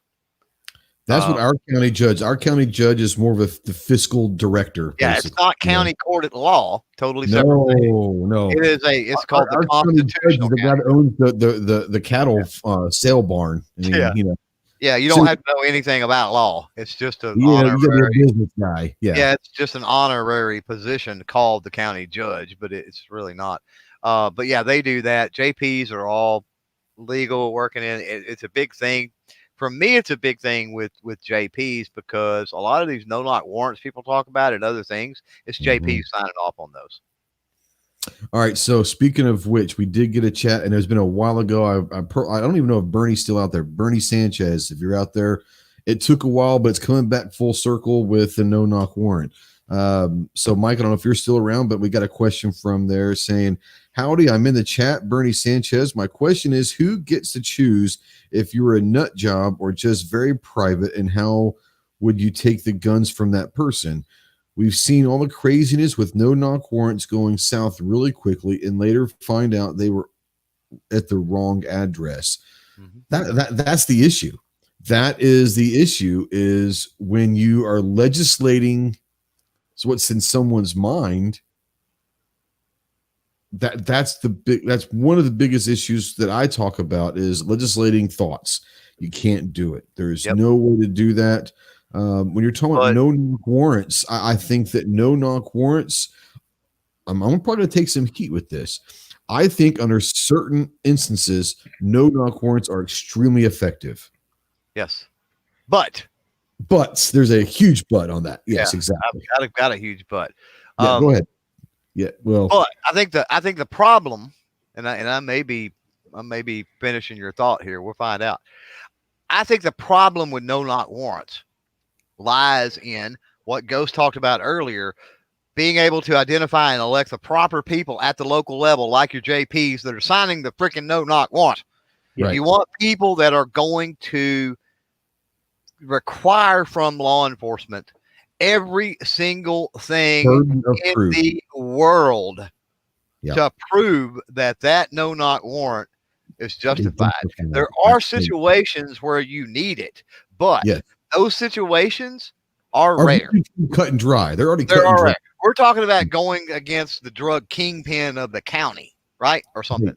We're not talking about the local dealer that's selling on the street corner, right? That's not a no-knock warrant. Come on. Right. Yeah. Mike, do you have any? It's been quiet. I don't know if you have anything to interject or what we've been talking about. Go for it, man. Well, as far as no knocks go, yeah, I think for the ginormous cases, it has its uses. For red flags, absolutely not. Right. Again, red flags rely, by and large, depending upon how the law is written, but just about everyone I've seen has relied upon an ex parte hearing where the accused party isn't there to defend themselves. Correct. That is the most ginormous crock of shit ever in existence. The bar to infringe on someone's constitutional rights should be far higher than an ex parte hearing where only one side gets to present evidence, and you're not allowed to stand and face your accuser. So in the one sense, yeah, no knocks for those purposes, sure. For anything else, hell no, particularly the red flags. Yeah.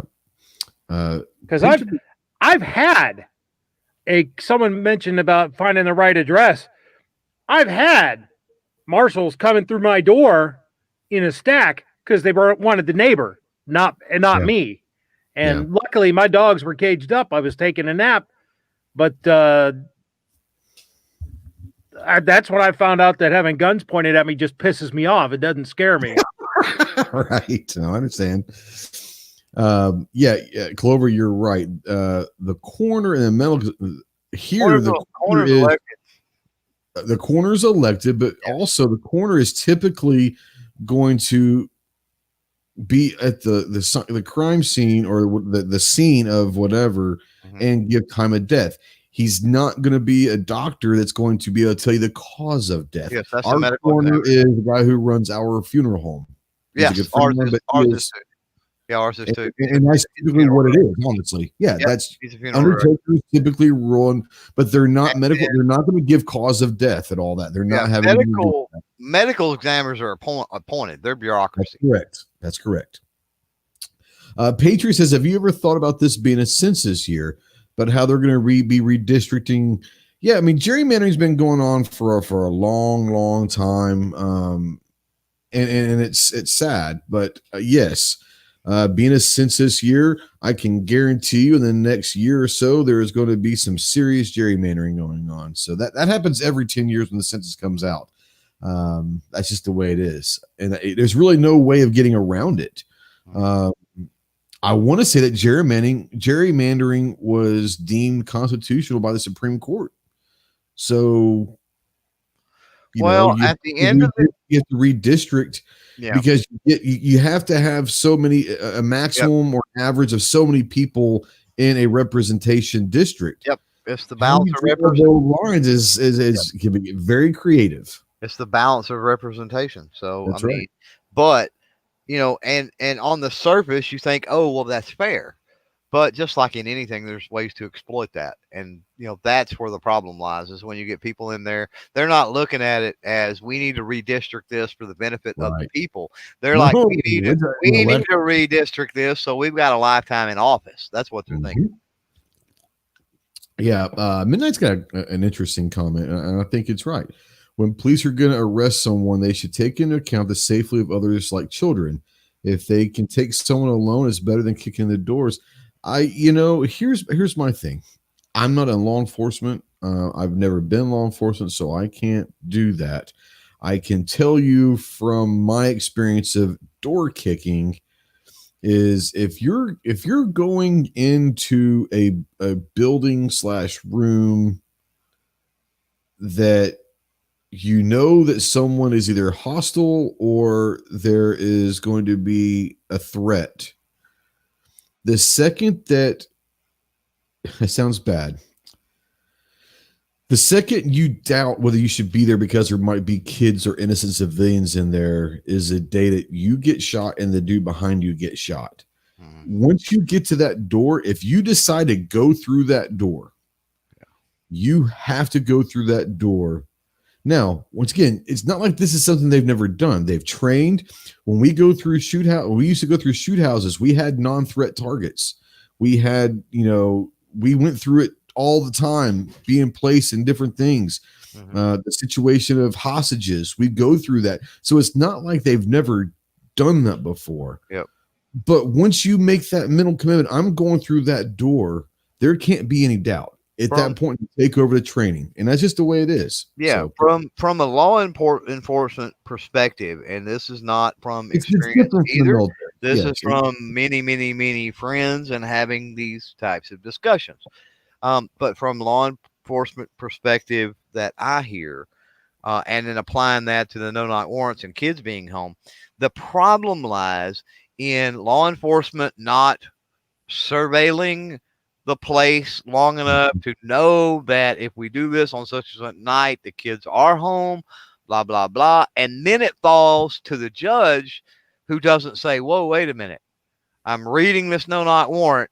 You're not saying anything about this is on a school night at 7 o'clock. Yeah, at 7 o'clock. This, what's going on here? Do we know any more? Because you don't have it in this warrant. What's up? Right. Yeah. Mike,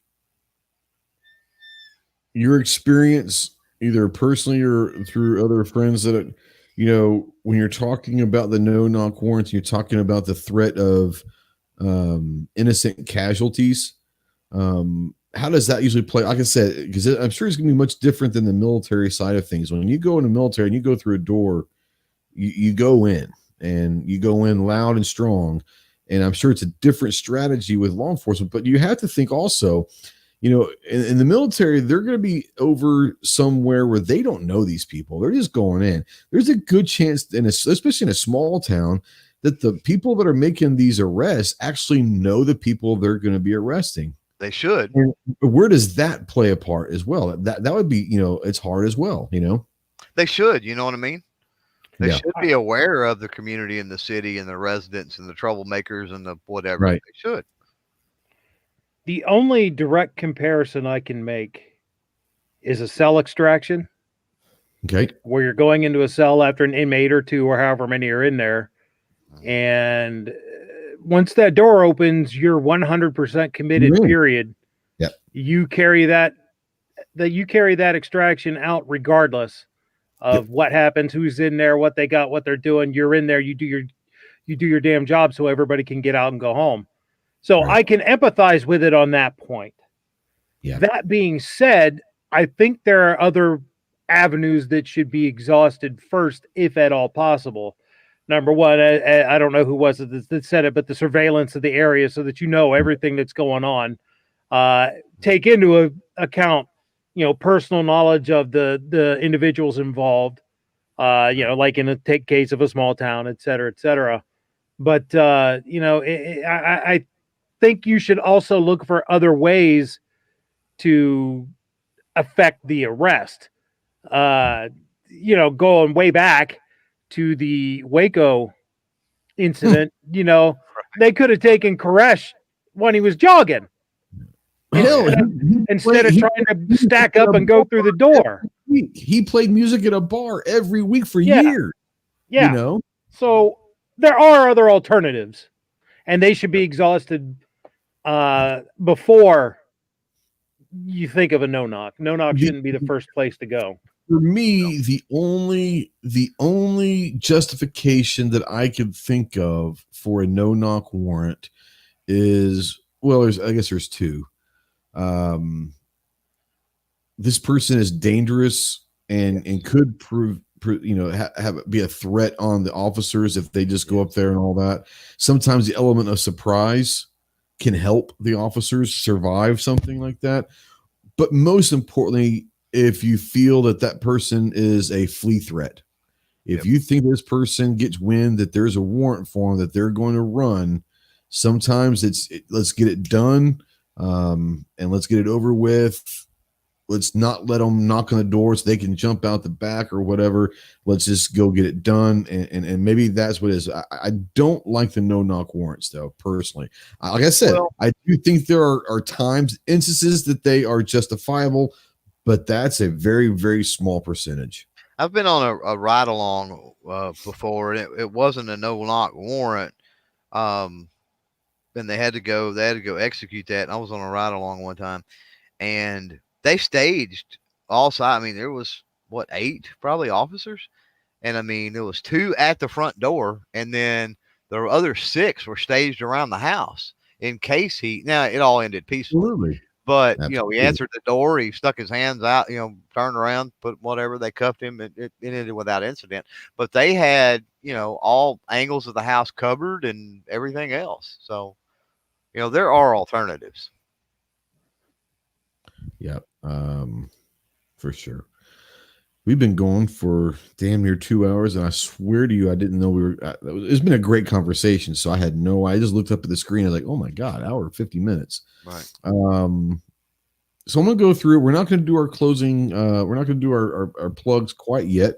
I'm gonna start with Mike and say, Mike, through all the discussion, is there anything that you want to bring back up? Any closing remarks on the topics we talked about tonight? Vote. Yeah, absolutely. Get everybody that you know out there to vote. But, you know, speaking from pure partisanship and from my one issue that I vote on, the Second Amendment, particularly if they're pro 2A, make sure they get their ass out there and vote. But vote. Period. It's too important. The implications of President Harris are too mind-numbingly horrendous to even contemplate. So, you know, And there are a lot of VP people. Pelosi. Yeah, VP Pelosi. There are a lot of people who are pissed at Trump. Of that scares the piss out of me. Right. There are a lot of people who are pissed at Trump over their bump stocks. There are a lot of people who are pissed at Trump about, I don't like suppressors. There are a lot of people who are pissed at Trump over take the guns first, due process later. You guys heard me talk about the importance of due process earlier. As a matter of fact, that was my only response to that question, because that's the only thing I think needs to be said, due process. But there's people out there pissed at him over the ATF don't care, ATF don't give a shit honey badger thing. You know, all of that aside. That was Q's fault, by the way. Yeah, totally. All of that aside, the alternative is far, far worse. Get off your ass and vote, and get everybody else that you know off their asses and vote. You think Darth Vader's bad? What if you elected the Emperor? Just saying. Yeah, exactly. Just saying. Got a $10 super chat from Rick. What's up, man? Rick and I are a part of a gun control debate group over on Facebook, and we were had an interesting conversation over there going on. So it's good to see Rick again. But he says he thinks that no knock should be reserved for dangerous individuals, only people who are genuine threat to public safety. Semper Fidelis, thanks for the super chat. Once again, yeah, I think that most of us are going to agree with that. The extreme case, and someone said, I can't remember who said up there earlier. I've maybe a snob or something, but the no knock warrants aren't issued nearly as much as the media makes it out to be. No, like I think even the judges are going to sit there and say, look, I might issue 2 a year. You know what I'm saying? If that. Exactly. Yeah, Mike, thanks for coming on, bud. I'm glad to have you on you get a rare Tuesday off. I'm glad you spent it with us. I'm sure the wife really appreciates that. No problem. She's sleeping. Oh, okay. But yeah, go check out what we're gonna do. We'll do plugs here in a second. Clover, any closing remarks on the topics yet?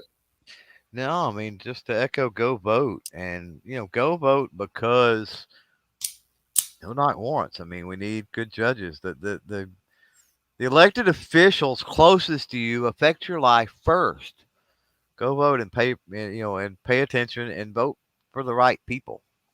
Right. It doesn't take long, even if you're not in the know. I get frustrated with like some of the state level appellate judges and stuff we vote for. Sure. And people asking me, and I'm like, you don't have Google?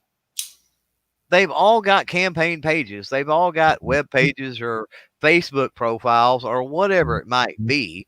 go look. You'll kind of get an idea of what they stand for, this, and that, and the other. And at least here in Texas, I'm here to tell you, they don't often win. But the independent and libertarian judges are usually the best pick, and the ones I vote for. They don't often, if ever, win. Yeah. But that's that's definitely who I vote for. And speaking of that, get on the soapbox I got on earlier. If you're shying away from some of these social media platforms because they're quote unquote socialist or bias or whatever it might be, then you're fighting with a $5 Swiss Army knife and they're fighting with a nuclear warhead. So get a grip and get in the fight. Thanks, Ghost. You got it, buddy. A couple things for me. One, I put a video out yesterday because I have been getting asked quite a bit about who to vote for, because people are worried, I think, a little bit about this. And yes, there are more than two candidates. There's 4 candidates that are polling as of yesterday. One is polling at 4%. The other one's polling at 1%. Take that for what it's worth. That being said, Jo Jorgensen, the Libertarian Party, I worry about her a little bit. There's a couple. I don't think she was probably the right pick for Libertarian Party, but it is what it is. But my thing is this, and I said this in the video, and I'm not trying to tell anyone who to vote for. I never would do that. But I need for you to understand that if you would have asked me a year ago, I said, hell yeah, let's give a third-party candidate. Because I honestly thought that Trump would win by 10, 15 points a year ago. And he probably would have a year ago. I think it's going to be much closer, and it might even be within the margin of error, which is 3%. So if you've got someone, and let's say that Jorgensen is polling at 4%, and let's say that the vast majority of those are going to be Republican, conservative-leaning people, and you still want to vote for Jorgensen, that's all fine and good. That's your right. But understand that voting for Jorgensen might get you Biden. If the election would be this close, it could. I'm not saying it is. Like I said, I'm not trying to paint this a picture. I'm just saying be careful with this one. A lot of people have thrown this out, but let's say you live behind enemy lines, and it doesn't matter. You're saying it doesn't matter who I vote for. Presidential, right? Again, get out and freaking vote on the local level. But presidential, it doesn't matter. It doesn't matter. If it's going to go with the Democrat no matter what, then hell yes. Either way, honestly, I don't care if it's going to go either way and you're disenfranchised because of that. Let's take party out of it. Then vote third party. Why? Sure. Because that still goes to them, even though the state's not going to carry and there's not going to be any electoral votes. That still goes to them. That's a percentage, and that can potentially embolden that party to pick a better candidate and do even better it's a growth opportunity. So if you're disenfranchised about voting for the president, vote third party. Yep. I don't have a problem with it. I have no, like I said, I have no problem with it. I have a problem with this one. But in a swing state, I get you in a swing state, right? Yeah, I get it. It's going to be very, very crucial, because here's the thing. Popular vote, the average person who doesn't do anything with politics except for every 4 years completely misunderstands or doesn't even think about electoral college. No. Electoral college and popular vote are not the same. Okay. Thank God. Thank God. Yes, because Hillary would have been in office 4 years ago. Or Gore. Gore would have been in office in 2000. There's a lot of things that. Right. But anyways, the second thing I want to talk about is I should have written it down on my pad right here. I was talking about libertarians. What was the second thing I wanted to talk about? I don't know. I don't remember. I'm not very smart. Okay. Maybe it'll pop up. So I'm going to go back to Mike and say, Mike, now I want you to go ahead and plug your stuff, plug your show, your channel, what projects you might be working on, and give a little preview for people. Well, I'm Mike from Budget Guns and Gear Reviews. You can find me here on YouTube at Budget Guns and Gear Reviews. Full 30 gun streamer, GunTube, Facebook, Twitter, Instagram at Budget Guns and Gear. Let's see what else. Goodness, What do I have coming up? Man, I got a lot of stuff coming up. I'm working right now. I'm working on a review of a Henry 410 lever action shotgun. That's pretty cool. It's kind of the big brother to the lever action axe I already did. Working on some other stuff too. I'll be once I can find some 9mm. I'll be working on a review of a Glock 48 and TLR 6 light laser combo. Nice. I got a bunch of stuff coming. I'm too daggone busy. I understand that. This is kind of the time of year that it gets real fun too. Yeah, it's nice and all that stuff. Plus, you can catch my show Friday nights at 11:30 p.m. Eastern on YouTube, The Right of the People, where we use the first to defend the second. We talk about firearms and Second Amendment related politics, news, and current events. And, come join the conversation. I think I got all the taglines in there. You did. Yeah, I'm proud of that. That's a good job. No, The Right of the People is my favorite show of the week. And I typically don't get a chance to be there live and listen and all that because it's kind of late. Usually on Saturday mornings, we're very busy at work. So I'm up early and all that. But I always listen to it and replay. And I usually will listen maybe for the first half hour. And I usually can't make it all the way through. But it is a wonderful show. A lot of good guests and all that. And plus, when you got a voice like Budget, I mean, how can you not enjoy a podcast with that voice? So it's all good. Looks like there's an interesting conversation going out there. Have the conversation. At the end of the day, we're all Americans. Respect each other. You can walk away with respect of each other. Just say, do what you guys got to do. I'm not saying stop. Understand. I want you guys to walk away agreeing to disagree if that's what it is. That's just me. I'm a lover, not a fighter. Nah, meet behind the school and fight it out like the old days. No problem fighting, so it's all good. I've got scars everywhere that prove that. Anyways, thanks for coming on, Mike. Appreciate you, bro. It's great to have you on. Like I said, we don't get to have you on very often because you're working, but it is. Well, thanks for the invite, man. Anytime I can be here, I will be. I'll always send you links. You know that. So, Clover, go ahead and walk this way. Walk this way. The Run DMC version or straight up Aerosmith? Gotta be DMC, especially the music video. The music video. Yeah, Run DMC. DMC is, I love DMC's version, but here's the thing. Like when I hear DMC's version on the radio, it's one that's always played. So it's like, oh yeah. But when I hear the original Aerosmith version, you don't hear that version on the radio very often. So when that's on, I stay on because, like, man, I don't hear that version very often. You know? No, I agree. I love both of them. I had to throw a curveball there, throw it down a rabbit hole. No, I've got a call to action for everybody. Actually, that's still listening to this. I need your help. We've got an opportunity. We as gun tubers, as the gun creator, firearm content creator community, have got an opportunity to potentially do something really special. We always complaining that YouTube don't listen to us, and YouTube, there's people out there that says YouTube's biased and blah, blah, blah, and all this other. And we've got an opportunity to come together as a community and present some information to some pretty high up YouTube individuals in such a way that can actually change policies, can shape policies around firearm-related content. It's real. It can happen. Does that scare a lot of people? I'm sure it does. Does it make a lot of people skeptical? I'm sure it does. Jump on my podcast from last night, had Rogue on as a guest, the Rogue Banshee. And for the first 20 minutes, I went on kind of a rant. While I was on that rant, roll call level rant. It was pretty high level rant about, of course, YouTube. And while I was in the middle of that rant, one of the executives from YouTube came into the chat. Specifically the executive director of Discovery, which is search, suggestion, recommendation, how your videos get found. That's one of the guys I've been working with. We're not talking low level. My name is Pat, like a Beetlejuice situation or what?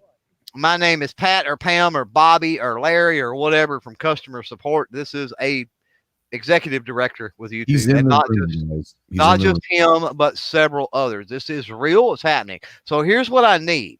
If you're a content creator, I need you to reach out to me, media@clovertac.com. We need to talk about monetization issues. We need to talk about issues you're having with videos and policy on both sides, not just community policy, but advertising policy as well. And more importantly, because I don't know every creator in this space, we have Thursday night shows all the time where we find new creators in the firearm space we've never heard about that are going through these growing pains, that are having these problems, the same as everybody else out here, right? I need to make contact with them. If you watch other channels that I may or may not be aware of, if you don't want to reach out to them and say, hey, contact Clover, here's his email address, then email me and say, what about this creator, and this creator, right? And I will reach out and contact them and let them know what's going on. We need all hands on deck for this. It's not nearly as important as the election. Get out and vote, but it's still very important. Thanks. It was a good chat tonight. It was a good chat. Thanks for coming on, bud. Yeah, go check him out.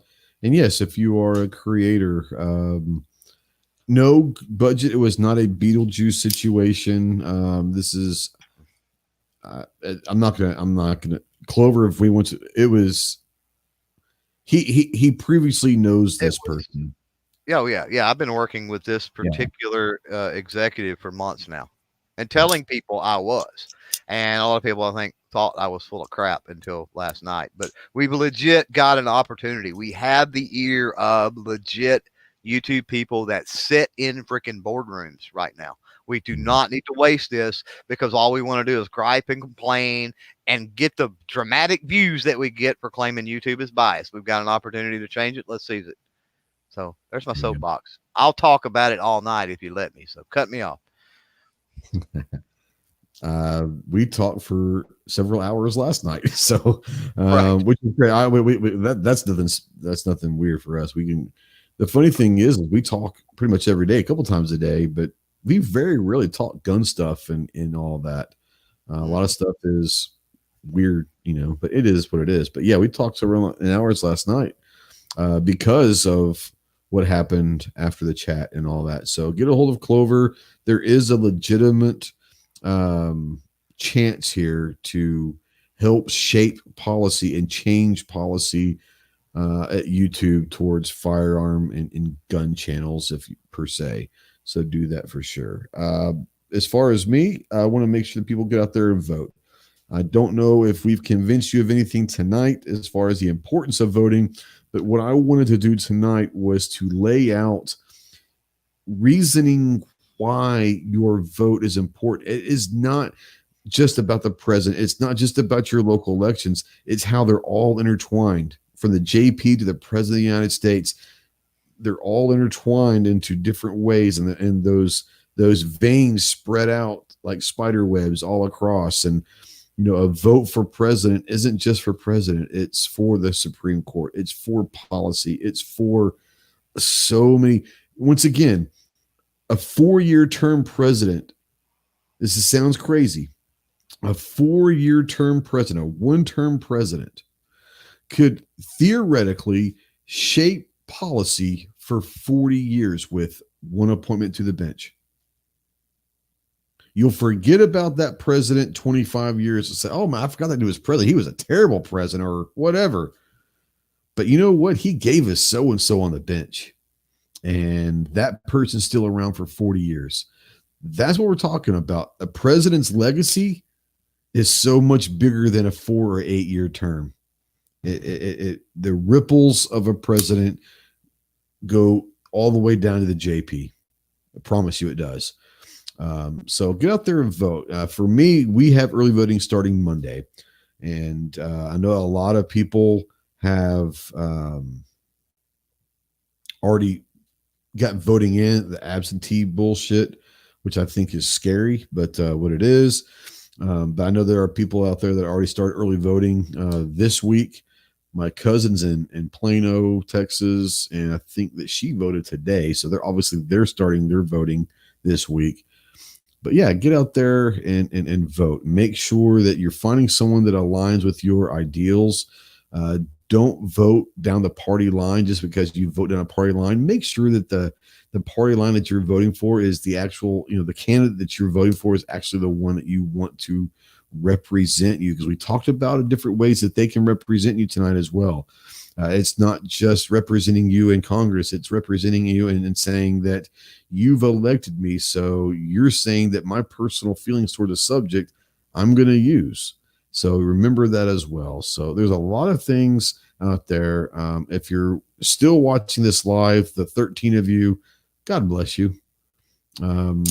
Good Lord, I wouldn't be here for much more than 45 minutes at the most, but you guys have been going for 2 hours and 10 minutes. If you're watching this in replay or listening to a podcast and you're still here, then you deserve a seat at the right hand of God. No, I think this has been a great conversation, and it's something different than what we usually do. I usually don't go terribly political, but God bless you, Jim Bob. Yeah. But I think as we lead up, I think there's a lot of people that are maybe voting for the first time this year. And I'm not saying that they don't know, but you don't know what you don't know. Does that make sense, Clover, Mike? Some people just don't know what they don't know. And so if we're able to help out with understanding the spider webs of politics, possibly, that's what we're doing, you know. But thanks to Mike, thanks for Clover, obviously thanks to Rob, to Sheriff Brown. Man, who else do we have on? We had on Toby. We had Toby from Mining Ridge Armory. So thanks for them coming on. And we'll see you next week. And remember, you know, if you're early voting starting, get out there and vote. And if you live in Chicago or New Jersey, vote often. We'll see you soon. Semper Fi.